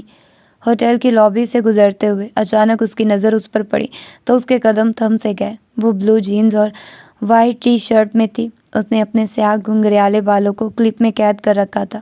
وہیں سوگواری اور یاسیت اس کے چہرے پر رقصہ تھی، گمسم بے پرواہ سی، جیسے اسے کسی کی خبر ہی نہ ہو۔ ایکسکیوز می، نہ چاہتے ہوئے بھی وہ اپنے آپ کو روک نہ سکا۔ اس نے سر اٹھا کر اس کی جانب دیکھا۔ اس کی خوبصورت آنکھوں میں سرخی نمایاں تھی، جیسے وہ رات بھر سوئی نہ ہو۔ آپ کو مسز ہمدانی کے آفس میں دیکھا تھا۔ میرا نام حمزہ ہے، حمزہ اقبال۔ میں مسز ہمدانی کے ساتھ ہی کام کرتا ہوں۔ اس کے تعارف پر اس کی آنکھوں میں شناسائی کی سی لہر ابھری۔ اوہ یس، میں مل چکی ہوں آپ سے۔ اس کے ہونٹ لپسٹک کے بغیر بھی گلابی تھے۔ آپ یہاں؟ اسے اس کے بارے میں سب کچھ جاننے کا اشتیاق بڑھتا جا رہا تھا۔ Please sit down. اس نے اپنے برابر صوفے پر اشارہ کیا اور وہ فوراً ٹیک گیا۔ وہ تو منتظر تھا۔ میں خود ایک بیرسٹر ہوں۔ اس نے مزید اپنے بارے میں اسے بتا کر اسے امپریس کرنے کی کوشش کی۔ نہ جانے کیوں وہ ٹین ایجرز کی طرح بیہیو کر رہا تھا۔ میرا نام زینب ہے۔ اس کے بتانے پر وہ کچھ چونک سا گیا۔ مسز ہمدانی تو اسے لینا کہہ کر مخاطب کر رہی تھی۔ شاید اس اس نے بھی محسوس کر لیا تھا۔ دراصل میرا نام لینا علی ہے، میرے کاغذات پر یہی نام درج ہے، لیکن میرا نام زینب ہی ہے، میرے پاپا نے یہی نام رکھا تھا میرا۔ اوہ اچھا، وہ کچھ مطمئن سا ہو گیا۔ میری بیٹی انا کو اس کے انکل نے کڈنیپ کر لیا ہے، میں اس سلسلے میں پاکستان آئی ہوں۔ اور آپ کے ہسبینڈ؟ اس کا دل اب ڈولنے لگا تھا۔ ان کی ڈیتھ ہو گئی ہے۔ اس کے کھلتے ہونٹ پھر سے اداس ہو گئے۔ اوہ سوری، تو اسی لیے آپ مسز ہمدانی؟ جی بس آپ لوگوں کو تنگ کرنے آئی ہوں۔ اس کی زبان خاصی صاف اور شستہ تھی۔ آپ خود کتنا تنگ ہو رہی ہیں اس کا مجھے علم ہے۔ آپ فکر نہ کریں، آپ کی ساری پرابلم سالو ہو جائیں گی۔ مجھے بھی خدا سے یہی امید ہے۔ اس نے زبردستی مسکرانے کی کوشش کی، لیکن اپنی آنکھوں میں ہلکی سی نمی کو نہ چھپا سکی۔ خدا کے ہر کام میں مصلحت چھپی ہوتی ہے۔ ہر دکھ اور تکلیف کے بعد انسان کو راحت نصیب ہوتی ہے۔ میں نے بہت تکلیف اٹھائی ہے، لیکن اب میں کچھ تھک سی گئی ہوں۔ اسے ہمدرد پا کر وہ اپنا آپ ہلکا کر رہی تھی۔ میں آپ کے ساتھ ہوں۔ آپ کو کسی قسم کی بھی کوئی تکلیف ہو پلیز مجھے فون کر لیجیے گا۔ اس نے فوراً اپنی جیب سے وزٹنگ کارڈ نکال کر اس کی جانب بڑھایا۔ Thank you. اگر ایک بات پوچھوں تو آپ مائنڈ تو نہیں کریں گی؟ وہ کچھ ہچکچا رہا تھا۔ جی پلیز پوچھیے۔ اس نے وزٹنگ کارڈ پر سے نظریں ہٹا کر اس کے چہرے پر مرکوز کر دی۔ آپ کا، میرا مطلب ہے کہ آپ کے پاپا کا کوئی رشتہ دار وغیرہ کوئی ہے؟ کیونکہ اس طرح آپ کا ہوٹل میں رہنا۔ وہ بہت کچھ کہنا چاہ رہا تھا، لیکن اس کی زبان اس کا ساتھ نہیں دے پا رہی تھی۔ ایک اماں جان تھی، ان کا بچپن میں ہی انتقال ہو گیا۔ پاپا بھی اس دنیا میں نہیں ہیں، ورنہ وہ میری ضرور مدد کرتے، اور رشتہ دار ضرور ہوں گے، لیکن میں کسی سے واقف نہیں ہوں۔ ابھی اس نے کچھ کہنے کے لیے لب کھولے ہی تھے کہ سامنے سے اسے حشام آتا نظر آیا۔ اوہ شٹ! اس سے باتوں میں الجھ کر تو وہ بھول ہی گیا تھا کہ دراصل وہ یہاں اس سے ملنے آیا ہے، اور وہ جانتا تھا کہ اب کلاس لینے کی باری اس کی ہے۔ یہ بہت مشکل ہے۔ دورانی صاحب کے ہاتھ میں کورٹ کی جانب سے موصول ہونے والا نوٹس تھا۔ آپ کیوں پریشان ہوتے ہیں؟ جہاں اتنے دکھ جھیل لیے، تھوڑے سے اور صحیح۔ مسز دورانی نے انہیں ہمت دلانے کی ناکام کوشش کی۔ تم سمجھتی کیوں نہیں ہو رقیہ، ہم کسی صورت میں بھی اس بچی کو اپنے پاس نہیں رکھ سکتے۔ اس کی بچی نہیں، ہماری بچی کہیے، وہ ہمارا خون ہے، ایک مسلمان کا خون۔ ٹھیک ہے کہ علی نے ہم سے چھپ کر شادی کر لی تھی، لیکن اس کی اولاد پر صرف ہمارا حق ہے۔ وہ تو تم ٹھیک کہتی ہو، لیکن اب مزید ہم انا کو چھپا کر تو نہیں رکھ سکتے۔ دورانی صاحب کا بلڈ پریشر ہائی ہو رہا تھا۔ آپ تو حوصلہ ہار رہے ہیں۔ سنی کو دیکھیے، اپنے بھائی کے خون کی خاطر چھپتا پھرا، اور پھر تھوڑے دنوں کی بات ہے وہ تھک ہار کر امریکہ واپس چلی جائے گی اور بھول بھال جائے گی کہ اس کی کوئی یہاں بیٹی بھی تھی۔ تمہارا خیال غلط ہے بیگم، وہ ایسی لڑکی نہیں لگتی، بڑی مضبوط ہو کر آئی ہے، اور پھر اس کے ساتھ نہ صرف قانون ہے بلکہ اخبار والے بھی اس کیس کو اچھال رہے ہیں۔ یونیورسٹی میں مجھے کتنے لوگوں کو جواب دینا پڑتا ہے، کچھ اندازہ ہے تمہیں؟ اور میں جو منہ چھپاتی پھرتی ہوں اس کا آپ کو علم نہیں، لیکن میں کسی بھی قیمت پر اپنی بچی کو اس عیسائی عورت کے حوالے نہیں کروں گی۔ یہ کیسے ہو سکتا ہے کہ ایک مسلمان کی اولاد ایک عیسائی عورت کی تربیت میں رہے؟ وہ عیسائی نہیں ہے، اس کے بارے میں مجھے انفارمیشنز ہیں۔ اس کا باپ مسلمان تھا، ہاں ماں کرسچن تھی۔ تو پھر وہ بھی کرسچن ہی ہوئی۔ ویسے بھی اولاد ماں پر جاتی ہے۔ یہ کیسے لوگ ہیں دورانی؟ فوراً ہی گوروں سے امپریس ہو جاتے، ہمارے جذبات کو سمجھنے کی کوشش کیوں نہیں کرتے؟ وہ تھک کر بیٹھ گئی۔ تم ٹھیک کہتی ہو، لیکن کیا کر سکتے ہیں ہم؟ اس طرح سنی مجرم بنتا جا رہا ہے، اسے عدالت میں پیش ہونا ہی پڑے گا۔ یہ کیسا ظلم ہے دورانی؟ اس کی آنکھیں جھلک پڑی۔ میں جانتا ہوں کہ تم پر کیا بیت رہی ہے، بیٹے کا کیا قصور ہے، یہ بھی تو سوچو۔ میرا تو خیال ہے کہ تم خود لینا سے بات کر کے دیکھو۔ ہرگز نہیں، میں اس منحوس سے بات نہیں کروں گی۔ ڈائن ہے وہ، پہلے میرے بچے کو کھا گئی، اب میری پوتی کو بھی ڈسنے آئی ہے۔ میں خوب جانتی ہوں ان لوگوں کو بہلانے پھسلانے کے سارے حربے آتے ہیں، لیکن میں اس کی باتوں میں ہرگز بھی نہیں آؤں گی۔ کاش علی بیٹا تم یہ شادی ہی نہ کرتے، کاش۔ دورانی صاحب نے تھک کر ہار مان لی تھی۔ اب تو انہیں صرف اپنے مرے ہوئے بیٹے سے ہی گلہ تھا۔ آج اتوار کا دن تھا۔ وہ بڑے مزے سے خواب خرگوش کے مزے لے رہا تھا کہ اچانک فون کی گھنٹی بڑے زور سے بجی۔ ہیلو، اس کی آواز نیند میں ڈوبی ہوئی تھی۔ ہیلو، میں زینب بات کر رہی ہوں، مسٹر حمزہ سے بات کر سکتی ہوں؟ بلا شبہ وہی تھی۔ اس کی نیند رفو چکر ہو گئی، وہ سنبھل کر بیٹھ گیا۔ جی زینب، میں حمزہ بات کر رہا ہوں۔ حمزہ، مجھے مسز ہمدانی سے ملنا ہے، میں سخت پریشان ہوں۔ اسے اس کا حمزہ کہہ کر مخاطب کرنا اچھا لگا۔ مسز ہمدانی 2 دن کے لیے اسلام آباد گئی ہوئی تھی اور کل رات ہی وہ لوٹی تھی۔ اسے ان کے شیڈول کا علم تھا، لیکن یقیناً وہ اس سے ناواقف تھی۔ شاید اس لیے وہ پریشان تھی۔ اب تک اسے صرف دلاسے ہی مل رہے تھے۔ انا اور سنی کا کچھ پتہ نہیں چل سکا تھا۔ دراصل مسز ہمدانی تو کل ہی اسلام آباد سے واپس آئی ہیں۔ آپ فکر نہ کریں، کل آفس میں ان سے ملاقات ہو جائے گی۔ اس نے انہیں ٹالنا چاہا۔ نہیں، مجھے آج ہی ان سے بات کرنی ہے۔ ان کے گھر کا فون بھی شاید خراب ہے اور موبائل آف ہے۔ اوہو، وہ سوچ میں پڑ گیا اور پھر اس کی سمجھ میں ایک ترکیب آ گئی۔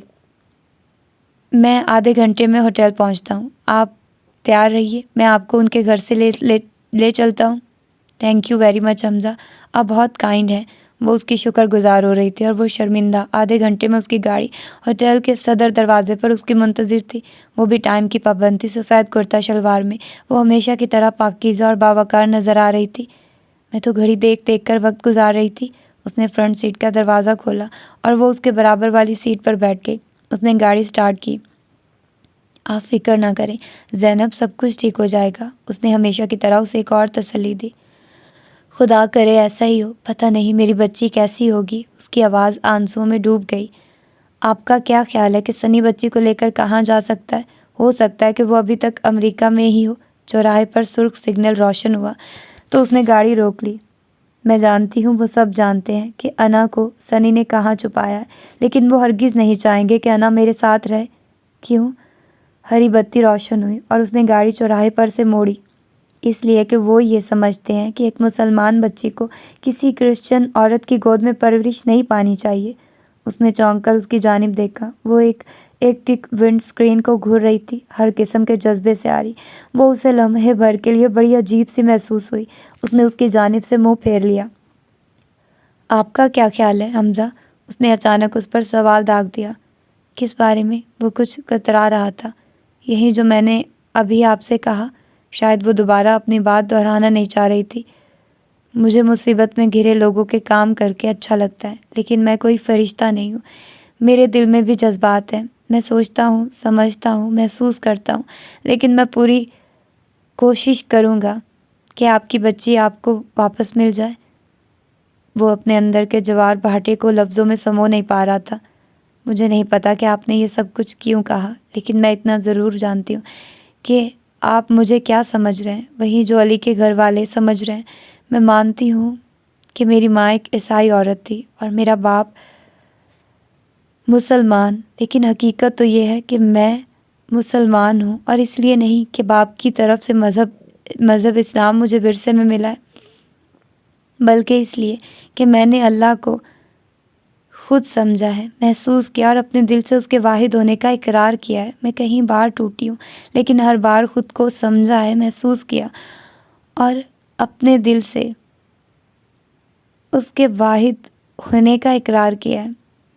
میں کہیں بار ٹوٹی ہوں، لیکن ہر بار اپنی اسی ذات نے مجھے سہارا دیا ہے، مجھے احساس دلایا کہ وہ مجھ سے کتنی محبت کرتا ہے، اور جس سے وہ محبت کرتا ہے اسی کو تو آزماتا ہے۔ مجھے بھی آزما رہا ہے۔ کبھی کبھی میں لڑکھڑا جاتی ہوں اور وہ مجھے پھر سنبھال لیتا ہے۔ اس نے ایک جھٹکے سے گاڑی روکی اور حیرت سے اسے تک رہا تھا۔ بظاہر آزاد خیال نظر آنے والی اندر سے کتنی پاکیزہ اور صابر تھی، اس کے تصورات سے کہیں زیادہ۔ میں یہ بھی جانتی ہوں کہ علی کے پڑھے لکھے اور روشن خیال والدین مجھ سے کیوں خائف ہیں۔ انہیں ڈر ہے کہ میں ان کے خون کو غلط راستے پر نہ ڈال دوں، اسے اندھیرے میں اکیلا نہ چھوڑ دوں۔ لیکن اللہ کی قسم حمزہ، میں اپنی بچی کے ساتھ ہرگز بھی ایسا نہیں ہونے دوں گی جو میرے ساتھ ہوا تھا۔ اس نے دونوں ہاتھوں سے اپنا چہرہ ڈھانپ لیا تھا۔ وہ رو رہی تھی، اس کا جسم لرز رہا تھا، اور پھر اس نے اپنے آپ پر قابو پایا۔ حمزہ نے اپنی جیب سے رومال نکال کر اس کی جانب بڑھایا۔ وہ اپنے آنسوؤں کو بے دردی سے رومال سے رگڑ رہی تھی۔ میرے بابا کے ساتھ بھی یہی ہوا تھا، لیکن جب وہ مجھے چھپا کر پاکستان لائے تھے تو انہیں اماں جان نے سہارا دیا تھا۔ میری دادی کو سب لوگ اماں جان کہا کرتے تھے۔ وہ بہت پرہیزگار خاتون تھی۔ ان کے ساتھ گزرے میرے چند دن میری ساری زندگی پر محیط ہو گئے۔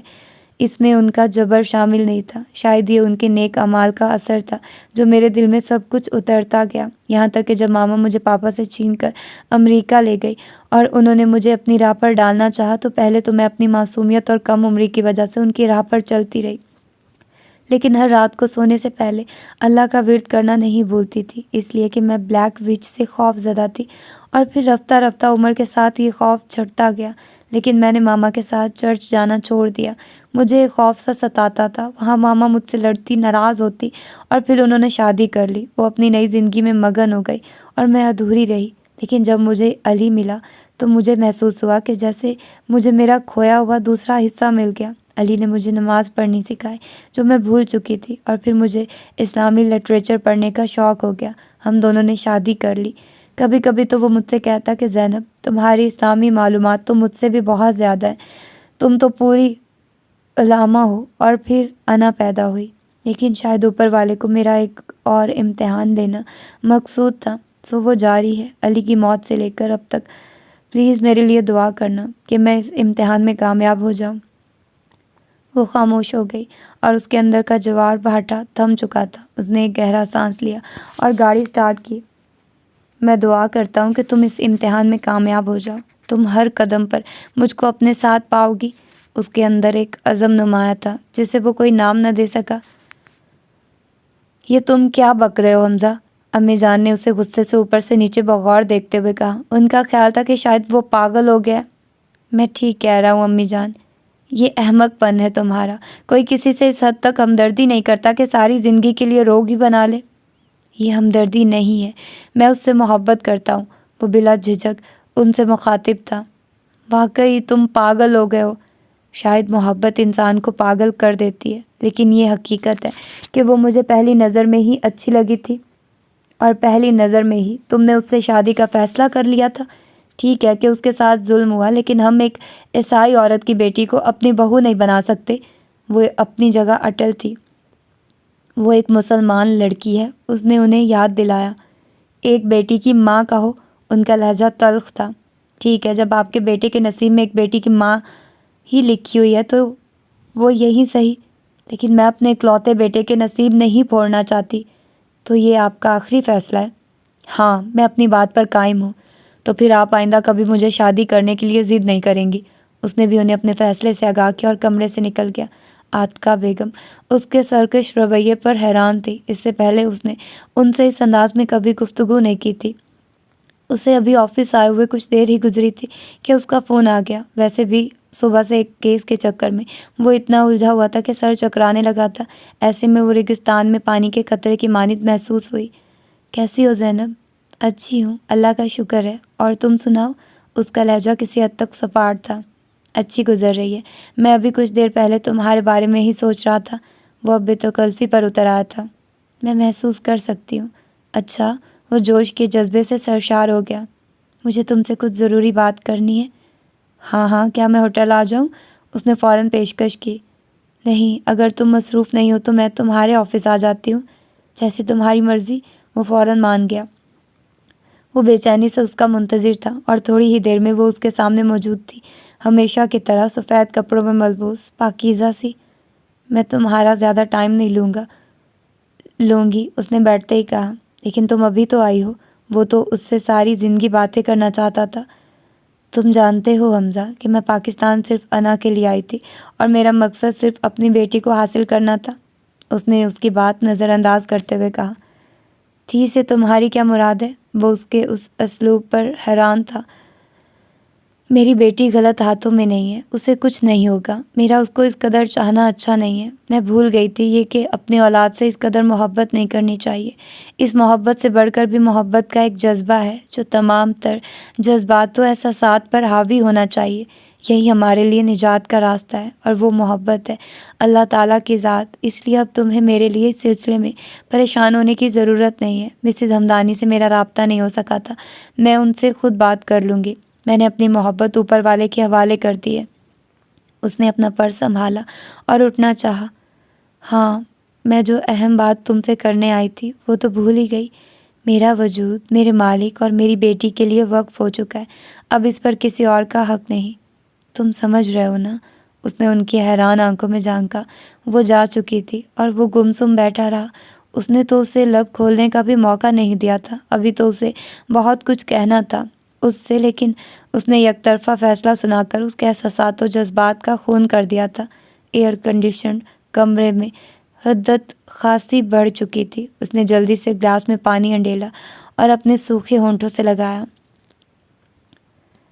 میری تو کچھ سمجھ میں نہیں آتا کہ وہ کہاں چلی گئی۔ غالباً وہ ریلوے اسٹیشن سے ہی مجھے فون کر رہی تھی، لیکن ایسا بھی کیا جو اچانک اس نے ہتھیار ڈال دیے؟ مسز ہمدانی زینب کے اچانک روپوش ہو جانے سے کچھ پریشان تھی۔ میرا تو خیال ہے کہ اسے علی کے گھر والوں کی طرف سے دھمکیاں مل رہی تھی اور اس نے ہمیں کچھ نہیں بتایا۔ شجاع صاحب اس گتھی کو سلجھانے کی کوشش کر رہے تھے۔ شاید آپ ٹھیک کہہ رہے ہیں، ورنہ وہ تو بہت حوصلہ مند لڑکی تھی۔ کیوں حمزہ، تمہارا کیا خیال ہے؟ وہ ان دونوں سے بے پرواہ ہاتھ میں پانی کا گلاس پکڑے شیشے کی بڑی سی کھڑکی سے سڑک پر گزرنے والی گاڑیوں کی جلتی بتیوں کو دیکھ رہا تھا۔ اس کا ذہن بالکل خالی تھا۔ رات کے اندھیرے میں جلتی بجھتی بتیاں بڑا عجیب سا تاثر پیش کر رہی تھی۔ حمزہ، میں تم سے مخاطب ہوں۔ مسز ہمدانی نے اس کی توجہ اپنی جانب مبذول کروائی۔ جی؟ وہ ان دونوں کی جانب مڑا۔ اس کے چہرے پر مایوسی پھیلی تھی۔ زندگی میں پہلی بار دل پر کسی کے لیے نازک احساسات نے دستک دی تھی، لیکن پہلی بار ہی ناکامی کا تجربہ خاصا تکلیف دہ ہوتا ہے۔ تمہاری طبیعت شاید ٹھیک نہیں ہے بیٹا۔ مسز ہمدانی کو اب اس کی فکر لاحق ہو گئی۔ میں ٹھیک ہوں۔ اس نے آگے بڑھ کر پانی کا گلاس میز پر رکھا۔ رضی صاحب بتا رہے تھے کہ آج دوپہر زینب تمہارے آفس آئی تھی۔ شجاع صاحب کا انداز انکوائری آفیسرز کی طرح تھا۔ جی آئی تھی، اس نے مختصراً جواب دیا۔ اسے یہاں کوفت ہو رہی تھی۔ کیا بات کی تھی اس نے تم سے؟ مسز ہمدانی پھر سے اپنے موضوع کی جانب لوٹ آئی۔ وہی جو آپ سے کی تھی۔ تو اس کا مطلب یہ ہوا کہ کسی کو بھی اس کے بارے میں کچھ علم نہیں؟ انہوں نے میز پر غصے سے مکہ مارا۔ ہو سکتا ہے کہ کسی نے اس سے ایسی کوئی بات کی ہو جس سے وہ ہرٹ ہوئی ہو۔ وہ ایک حساس لڑکی ہے۔ شجاع صاحب کچھ سوچ رہے تھے۔ یہ بھی ممکن ہے۔ بہرحال ہمیں پولیس کو تو انوالو کرنا پڑے گا، ہم یوں اسے نہیں چھوڑ سکتے، اور درانی صاحب اور ان کی فیملی کو بھی انڈر آبزرویشن رکھنا ہوگا۔ مسز ہمدانی نے رسیور اٹھایا۔ وہ کوئی نمبر ڈائل کر رہی تھی۔ وہ بے مقصد ادھر ادھر گاڑی دوڑاتا رہا اور پھر اس نے گاڑی کا رخ سی ویو کی جانب کر دیا۔ چاند کی روشنی میں موجیں اڑاتا بے باک سمندر پر اسرار دکھائی دے رہا تھا۔ اس نے اپنی گاڑی پارک کی اور خود پانی کی جانب چلنا شروع کر دیا۔ وہ گہرائی کی جانب بڑھتا جا رہا تھا۔ پانی اب اس کے گھٹنوں کو چھو رہا تھا اور پھر اس کی آنکھیں بھی پانی سے بھر آئی۔ وہ خاموش ہاتھ باندھے کھڑا تھا، جیسے کوئی جوگی پانی میں کھڑا جا پڑتا ہے۔ دل میں ایک غبار سا تھا جو آنکھوں کے ذریعے آہستہ آہستہ چھٹتا جا رہا تھا۔ محبت کیا ہے؟ پاکیزگی کا تصور یا جذبات کی تسکین؟ محض فطری تقاضا یا پیدائشی حق جو انسان میں اپنی ماں سے منتقل ہوتا ہے؟ سراب ہے یا دھوکہ، یا یہ سب کچھ الگ الگ ہے؟ پھر بہت سارے جذبوں کو ملا جلا کر محبت کا لبادہ کیوں پہنایا جاتا ہے؟ اسی لیے شاید عشق حقیقی اور عشق مجازی میں تفریق ہے، یا دونوں جذبوں کا منبع ایک ہی ذات ہے؟ خود بخود اس کی آنکھیں آسمان کی جانب اٹھ گئی۔ وسیع دور تک پھیلا ہوا کالا آسمان جس نے زمین کو اپنی گود میں سمیٹ رکھا تھا۔ وہ بڑی دیر تک یوں ہی آسمان تکتا رہا اور پھر اس نے اپنا سر جھکا لیا، اپنے تمام تر معاملات کو اس کے سپرد کر کے، جو ساری گتھیاں خود ہی الجھاتا ہے اور خود ہی سلجھا بھی دیتا ہے، لیکن دل کی تمام تر سچائی اور یقین کامل انسان کو اس کی منزل تک پہنچا دیتا ہے۔ در حقیقت فیصلہ تو اول و آخر خدا تعالیٰ کی ذات ہی کرتی ہے، لیکن انسان کا اپنا پختہ یقین اس کی راہ کو اس کے لیے مشکل ہی صحیح لیکن ممکن بھی بنا دیتا ہے، اور اس کی ذات تو جانچنے والی ہے، بس یہ اس کا کام ہے۔ وہ پورے 3 مہینوں سے اسی تگ و دو میں لگا تھا کہ زینب یا انا کے بارے میں کچھ پتہ چلا سکے، لیکن کوئی سرا ہاتھ نہیں آ رہا تھا۔ آخر کو وہ تھک ہار کر بیٹھ گیا۔ ایک بات تو طے تھی کہ وہ امریکہ واپس نہیں گئی ہے، لیکن پاکستان میں وہ کہاں جا سکتی ہے؟ اسے علی کے گھر والوں پر کچھ شک تھا، لیکن کچھ بھی واضح طور پر سامنے نہیں آ رہا تھا۔ اتنے دنوں کی بھاگ دوڑ نے اس کے انجر پنجر ہلا دیے تھے۔ ہلکا سا ٹمپریچر بھی تھا، اسی لیے اس نے آفس جانے کا ارادہ ترک کر دیا۔ ویسے بھی آج اس کی عدالت میں کوئی تاریخ نہ تھی۔ اس نے رحمان سے سر درد کی گولی منگوائی تھی۔ صاحب دودھ کے ساتھ گولی کھائیں گے تو جلد آرام آئے گا۔ رحمان نے دودھ کا گلاس اور ٹیبلٹ اس کی جانب بڑھائی۔ امی جان کیسی ہیں؟ اس نے گولی منہ میں رکھی اور دودھ کا ایک گھونٹ لیا۔ فکر مند ہیں آپ کے بارے میں۔ انہیں میرے بارے میں فکر کرنے کی کیا ضرورت ہے؟ منہ میں تھوڑی سی تلخی محسوس ہوئی تو اس نے برا سا منہ بنایا۔ شرمندہ ہے صاحب، اور جب سے وہ بیوی گئی ہیں تو اور بھی سوچتی رہتی ہیں۔ وہ اس کے سرہانے قالین پر بیٹھ گیا۔ کس کی بات کر رہے ہو؟ اس نے دودھ کا خالی گلاس اسے پکڑایا۔ وہیں جو باہر سے آئی تھی انگریزی بیوی، شاید وہ زینب کی بات کر رہا تھا۔ وہ ذرا تلخی سے مسکرایا۔ آپ کی محبت میں اسے فون تو کر دیا تھا، پھر بار بار مجھ سے بولتی کہ برا کیا میں نے، شاید دل توڑ دیا اس کا۔ اس نئی انفارمیشن پر وہ اچھل کر بیٹھا۔ کیا امی نے زینب کو فون کیا تھا؟ وہ چیخ پڑا۔ جی صاحب، آپ بڑی بیگم کو نہیں بولیے گا، وہ ناراض ہوں گی، پر کیا کروں جناب، ان کی پریشانی بھی مجھ کو الجھاتی ہے۔ اف خدا، یہ کیا کیا امی آپ نے؟ اسی لیے وہ چلی گئی شاید، اس نے اپنی پیشانی مسلتے ہوئے کہا۔ وہ اپنے آپ کو اس کا مجرم سمجھ رہا تھا۔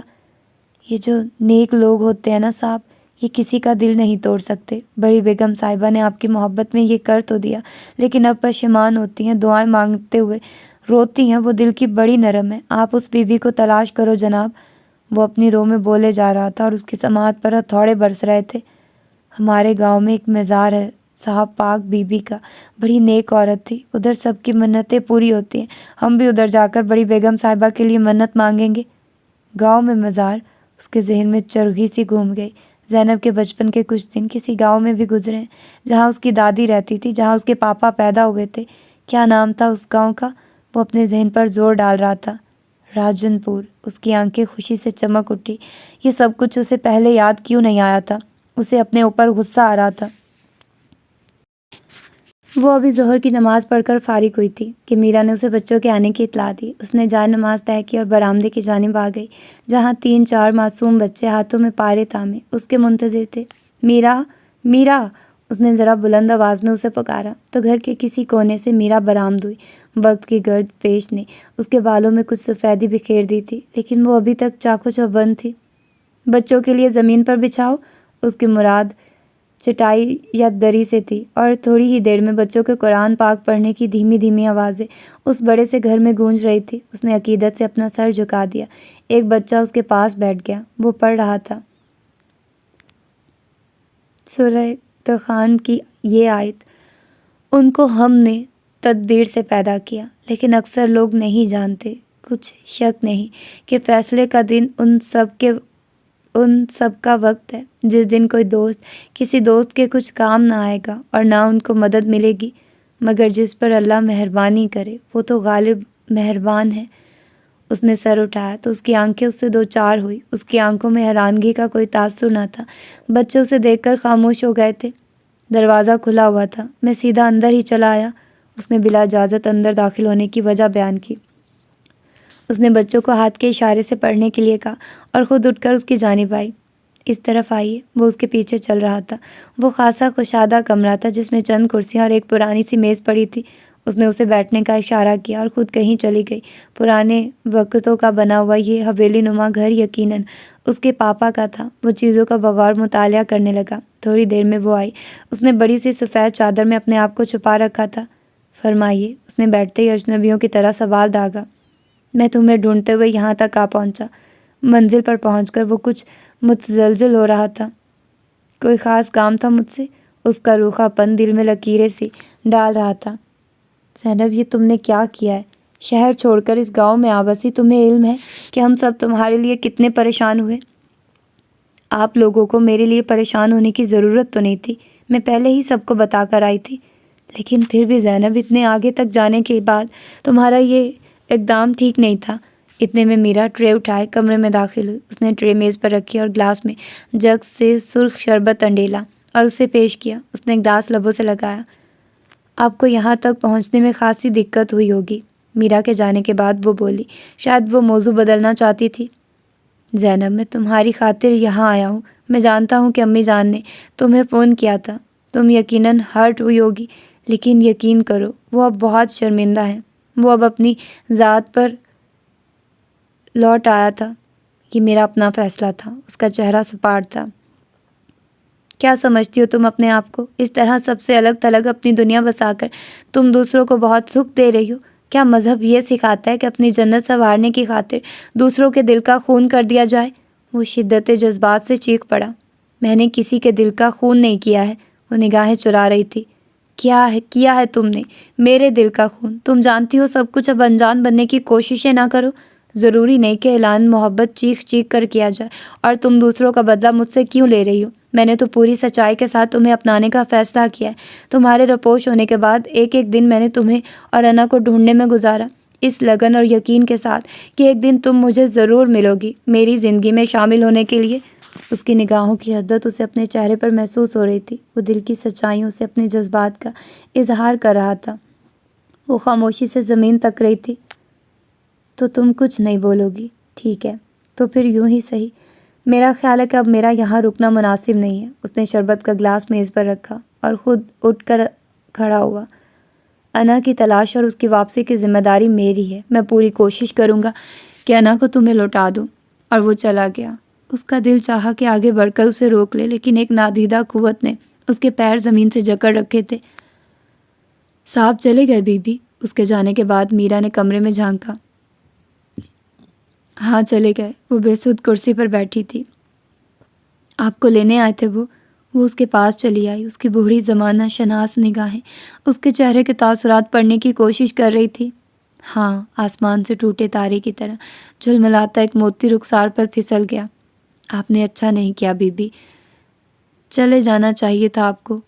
تم تو اماں جان کے زمانے سے اس گھر میں ہو۔ تم جانتی ہو کہ انہوں نے دادا جی کے انتقال کے بعد صرف پاپا اور بچوں کو قرآن پاک پڑھانے تک اپنی ذات کو محدود کر لیا تھا۔ اس نے دلیل پیش کی۔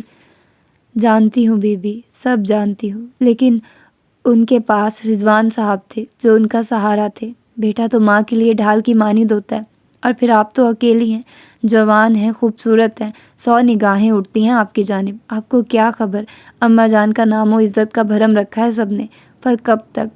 کسی کی شکل پر لکھا ہے کہ اس کے من میں کیا ہے، اور جو صاحب ابھی گئے ہیں ان کی شکل پر مجھے سچ لکھا نظر آیا۔ میں تو کہتی ہوں اپنے ملک لوٹ جائیے۔ بات کسی ملک کی نہیں، میرے دامن پر لگے اس دھبے کی ہے جس کی وجہ سے مجھے بے اعتبار سمجھا جاتا ہے۔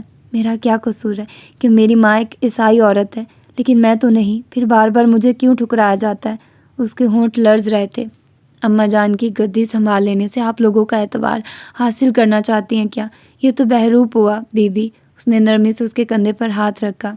پھر کیا کروں میرا، مجھے کہیں بھی سکون نہیں ملتا، کم از کم یہاں سکون تو نصیب ہے۔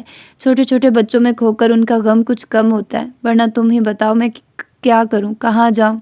میرا نے اسے اپنے گلے سے لگا لیا۔ وہ رو رہی تھی۔ میرا کے وجود سے اسے اماں جان کی مہک اٹھتی محسوس ہو رہی تھی۔ بہت ذہین ہو بی بی، اتنا کچھ سیکھ لیا، پر یہ نہیں سمجھ سکی کہ نفرت کے خلاف واحد ہتھیار صبر ہے۔ اس طرح میدان چھوڑ دینے سے تو جیت بھی ہار میں بدل جاتی ہے۔ وہ آہستہ آہستہ بولے جا رہی تھی اور اس کے آنسو تھمنے میں نہیں آ رہے تھے۔ آج بہت عرصے بعد دل کی بھڑاس نکل رہی تھی۔ میرا کی زبان اسے اماں جان کا دیا ہوا سبق سنا رہی تھی۔ اس نے کال بیل پر انگلی رکھی۔ تھوڑی ہی دیر میں گیٹ کھلا۔ آپ دورانی صاحب اسے دیکھ کر کچھ حیران ہوئے تھے۔ تشریف لائیے۔ انہوں نے اسے اندر آنے کا راستہ دیا۔ کیا پھر سے کارروائی شروع ہوگی؟ انہوں نے اسے صوفے پر بیٹھنے کا اشارہ کیا۔ آپ کا کیا خیال ہے سر؟ کیا ایک ماں کو اس کی 3 سالہ بچی سے جدا کرنا انسانی فعل ہے؟ اس نے الٹا ان سے پوچھا تو وہ کچھ گڑبڑا سے گئے۔ میری مراد یہ نہیں تھی۔ آپ لوگوں کی سرگرمیوں میں لینا کے روپوش ہو جانے کے بعد کچھ کمی آ گئی تھی، بس اسی لیے پوچھ رہا تھا کہ کیا اس کا کچھ پتہ چلا؟ انہوں نے پائپ سلگاتے ہوئے کہا۔ پہلے بیٹی اغوا ہوئی، پھر ماں روپوش ہو گئی۔ بڑی سسپینس سے بھرپور سٹوری ہے یہ۔ اس نے صوفے سے ٹیک لگایا۔ وہ ایزی فیل کر رہا تھا۔ یہ سٹوری نہیں ہے مسٹر حمزہ، زندگی ہے، حقیقت سے بھرپور، اور بعض حقیقتیں بڑی تلخ ہوتی ہیں، جیسے یہ حقیقت کہ آپ کا بیٹا اپنی بھتیجی کو اس کی ماں سے ہمیشہ کے لیے جدا کرنے کی خاطر مہینوں سے بھٹک رہا ہے۔ ہم پڑھے لکھے باعزت لوگ ہیں مسٹر۔ تب تو آپ کو یہ جان کر اور بھی خوشی ہوگی کہ آپ کی جوان بیوہ بہو اپنے آبائی گاؤں میں آج کل بچوں کو دینی تعلیم دے رہی ہے۔ واٹ؟ وہ ذرا چونکے۔ آپ کو کیسے پتہ چلا؟ پتہ لگایا جاتا ہے سر۔ میرا خیال ہے کہ میرا شک بالکل درست ہے۔ کہ آپ انا کو زینب کی کسٹڈی میں اس لیے دینا نہیں چاہتے کیونکہ ابھی اس کی بات ادھوری ہی تھی کہ مسز دورانی ڈرائنگ روم میں داخل ہوئی۔ اسے دیکھتے ہی ان کے چہرے پر ناگواری کے تاثرات ابھر آئے۔ یہ یہاں کیوں آئے ہیں؟ لینا، میرا مطلب ہے کہ زینب کا پتہ چل گیا۔ دورانی صاحب کچھ گھبرائے ہوئے سے تھے۔ پتہ چل گیا ہے تو ہم کیا کریں؟ میرا خیال ہے کہ اب ہمیں انا کے بارے میں کوئی حتمی فیصلہ کر لینا چاہیے۔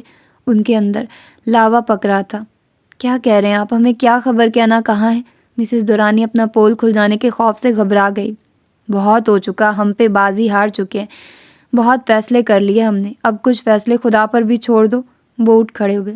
کیسی کافروں جیسی باتیں کر رہے ہیں آپ؟ مسز دورانی ان کی جانب بڑھی۔ میرا خیال ہے سر کہ اب مجھے چلنا چاہیے۔ وہ معاملے کی نزاکت بھانپ چکا تھا، اسی لیے اس نے جانے کا ارادہ کیا۔ Thank you young man. Durrani صاحب نے اس کا شانہ تھپ تھپایا اور وہ مسکراتا ہوا باہر کی جانب بڑھا۔ آج بہت دنوں کی گرمی اور حبس کے بعد موسم خاصا خوشگوار ہو گیا تھا۔ ہلکی ہلکی بوندا باندی ہو رہی تھی۔ وہ بڑے سے کھلے صحن میں بچوں اور عورتوں میں گھری بیٹھی تھی۔ وہ اکثر ظہر کی نماز کے بعد ایسا کرتی تھی۔ جب بچے چھوٹے ہوں تو انہیں فوراً ٹیکے لگوا لینے چاہیے، ورنہ انہیں بیماریاں گھیر لیتی ہیں۔ بی بی، میرا بچہ بہت جب پیدا ہوا تھا تو بھلا چنگا تھا، پھر 4 سال کی عمر میں اس کی ایک ٹانگ مڑ گئی، اب تک لنگڑا کر چلتا ہے۔ شانی نے اپنا دکھڑا سنایا۔ اسی لیے تو کہتی ہوں کہ بچوں کو سارے کورس مکمل کروا لینے چاہیے، ورنہ ان کے لیے بڑے ہو کر مصیبت بن جاتی ہے۔ تم سن رہی ہو نا زینب؟ زینب 3 بچوں کی اماں تھی، اب وہ پھر سے امید سے تھی۔ پہلے زمانے میں کون ٹیکے لگواتا تھا، سب کچھ یوں ہی ٹھیک ہو جاتا تھا، اب تو فیشن بن گیا ہے۔ بوڑھی برکتیں اپنی پوتی کو سلانے کی کوششیں کر رہی تھی۔ شانی نے اس کی جانب دیکھ کر برا سا منہ بنایا تو وہ مسکرا دی۔ پہلا زمانہ واقعی بڑا اچھا تھا، لیکن اب ٹیکنالوجی کے اس دور نے جہاں زندگی کو آسان بنا دیا، وہیں دوسرے مسائل کھڑے ہو گئے۔ بی بی، ادھر پردیس میں ساری دوائیاں مفت ملتی ہیں، میرا مطلب ہے بچوں کے ٹیکے وغیرہ۔ شانی اکثر پردیس کے بارے پوچھ کر اس کا دماغ کھا جاتی تھی اور وہ نہایت خوش دلی سے اس کے سارے سوالات کے جواب دیتی۔ پردیس کی کیا بات کرتی ہو شانی، اب تو پاکستان میں بھی بچوں کے ٹیکے مفت لگائے جاتے ہیں۔ بار بار ٹی وی ریڈیو پر پیرنٹس، میرا مطلب ہے کہ اماں پاپا کو کہا جاتا ہے کہ وہ اپنے بچوں کے ٹیکے لگوا لیں، بلکہ خود گورنمنٹ کے لوگ گھر گھر جا کر بچوں کے ٹیکے لگواتے ہیں۔ ہاں بی بی، میرا بھائی کراچی میں رہتا ہے، اس نے بھی بتایا تھا مجھے۔ زینب پہلی بار بولی۔ تو کیا یہاں ٹیکے مفت نہیں لگائے جاتے؟ یہ علاقہ دوسرے گاؤں کی نسبت زیادہ پسماندہ ہے۔ پچھلے سال آئے تھی جی، مدرسے میں سب کو بلوایا تھا، بڑا سمجھایا بھی تھا، پر اس سے پہلے کبھی نہیں آئے تھے۔ برکتے کی پوتی اسے خاصا تنگ کر رہی تھی۔ بوندا باندی اب خاصی تیز ہونے لگی تھی۔ میرا خیال ہے کہ اندر چل کر بیٹھتے ہیں، اس نے تجویز پیش کی۔ نہیں بی بی، بارش تیز پڑے گی تو پھر راستہ خراب ہو جائے گا، بچے تنگ کریں گے، اب میں تو چلتی ہوں گھر۔ زینت نے اپنے 1.5 سالہ بچے کو سنبھالا اور پھر ایک ایک کر کے عورتیں اسے سلام کرتی ہوئی چلی گئی۔ اس نے چارپائی کمرے کی جانب گھسیٹی اور برآمدے میں پڑے پنجوں کو ایک ایک کر کے پانی سے بچانے کے لیے اندر کی جانب گھسیٹنے لگی۔ ماما، اچانک اسے محسوس ہوا کہ جیسے دور سے اسے انا نے پکارا ہو، لیکن بارش کی آواز میں اس کی آواز بہت مدھم سی تھی۔ اس نے وہم جان کر اپنا سر جھٹکا پھر ایک بینچ اندر کمرے میں گھسیٹتی ہوئی لائی۔ ماما، آواز اب قدرے صاف سنائی دے رہی تھی۔ اس کا دل بڑی زور سے دھڑکا۔ وہ برآمدے کی جانب آئی۔ بارش کی تیز بوچھاڑ میں کچھ صاف نظر نہیں آ رہا تھا۔ اس نے اپنی آنکھوں پر ہاتھ سے چھجا بنایا۔ صحن کے اس پار کوئی بڑی سی کالی چھتری لیے کھڑا تھا۔ انا، اس کا دل اب تیزی سے دھڑک رہا تھا اور پھر اسے اس کا گلابی نازک سا وجود مچلتا ہوا نظر آ گیا۔ وہ بھاگتی ہوئی پانی میں چھینٹے اڑاتی اس کی جانب بڑھی۔ ماما، اس نے اپنی چھوٹی چھوٹی باہیں پھیلا رکھی تھی۔ وہ اس کی گود میں آنے کے لیے مچل رہی تھی۔ انا، مائی ڈیئر بیبی۔ وہ بے اختیار اس سے لپٹ گئی اور اسے اپنی گود میں لے لیا۔ وہ اسے بے تحاشا چوم رہی تھی۔ خوشی سے اس کی آنکھیں آنسو بہا رہی تھی۔ My child. اب وہ اسے اپنے سینے سے لگائے بلک رہی تھی۔ نہ جانے کتنے دنوں کی پیاس اب سیراب ہو رہی تھی۔ زینب، اپنے آپ کو سنبھالو، تم انا کو خوف زدہ کر رہی ہو۔ اس نے نظریں اٹھائی تو وہ مسکراتا ہوا دیکھ رہا تھا۔ اس نے ان دونوں ماں بیٹی پر چھتری تانی ہوئی تھی۔ اب وہ تینوں ایک ہی چھتری تلے کھڑے تھے۔ تھینک یو حمزہ۔ پانی میں شرابور وہ نکھری نکھری کچھ اور بھی پکیزہ دکھائی دے رہی تھی۔ انا اس کے سینے سے ابھی تک لپٹی ہوئی تھی۔ اس میں شکریہ کی کیا بات ہے؟ میں نے تم سے وعدہ کیا تھا تمہاری بیٹی کو لوٹانے کا، سو وہ پورا کر دیا۔ ہاں البتہ تم دورانی صاحب کا شکریہ ادا کرنا، اور مسز دورانی کا بھی، وہ ابھی تک تم سے کچھ خائف ہیں۔ بہت دیر ہو رہی ہے، مجھے شام سے پہلے اسٹیشن تک پہنچنا ہے، ورنہ ٹرین چھوٹ جائے گی۔ حمزہ ایک بات کہوں؟ اس نے ایک نظر اس پر ڈالی اور پھر اپنی نگاہیں جھکا لی۔ ہاں کہو۔ ہم سب کل صبح کی ٹرین سے روانہ ہو جائیں گے۔ منظور؟ وہ دھیمے سے مسکرا رہی تھی، آنسوؤں سے بھری آنکھیں اور مسکراتے ہونٹ۔ خوشی اور غم کا بڑا عجیب سا سنگم تھا۔ وہ دم بخود اسے دیکھتا رہا اور پھر اس نے ایک گہرا سانس لیا۔ منظور، اس نے مسکراتے ہوئے کہا، اور وہ تینوں ایک چھتری تلے بارش کے پانی سے بچتے ہوئے برآمدے کی جانب بڑھ رہے تھے۔ تو یہ تھا آج کا ناول۔ ہوپفلی کہ آپ لوگوں کو پسند آیا ہوگا اور آپ لوگوں نے انجوائے کیا ہوگا۔ اپنا ڈھیر سارا خیال رکھیے گا اور مجھے اپنی دعاؤں میں یاد رکھیے گا۔ ملتے ہیں کسی اور اچھے سے ناول کے ساتھ۔ اللہ حافظ۔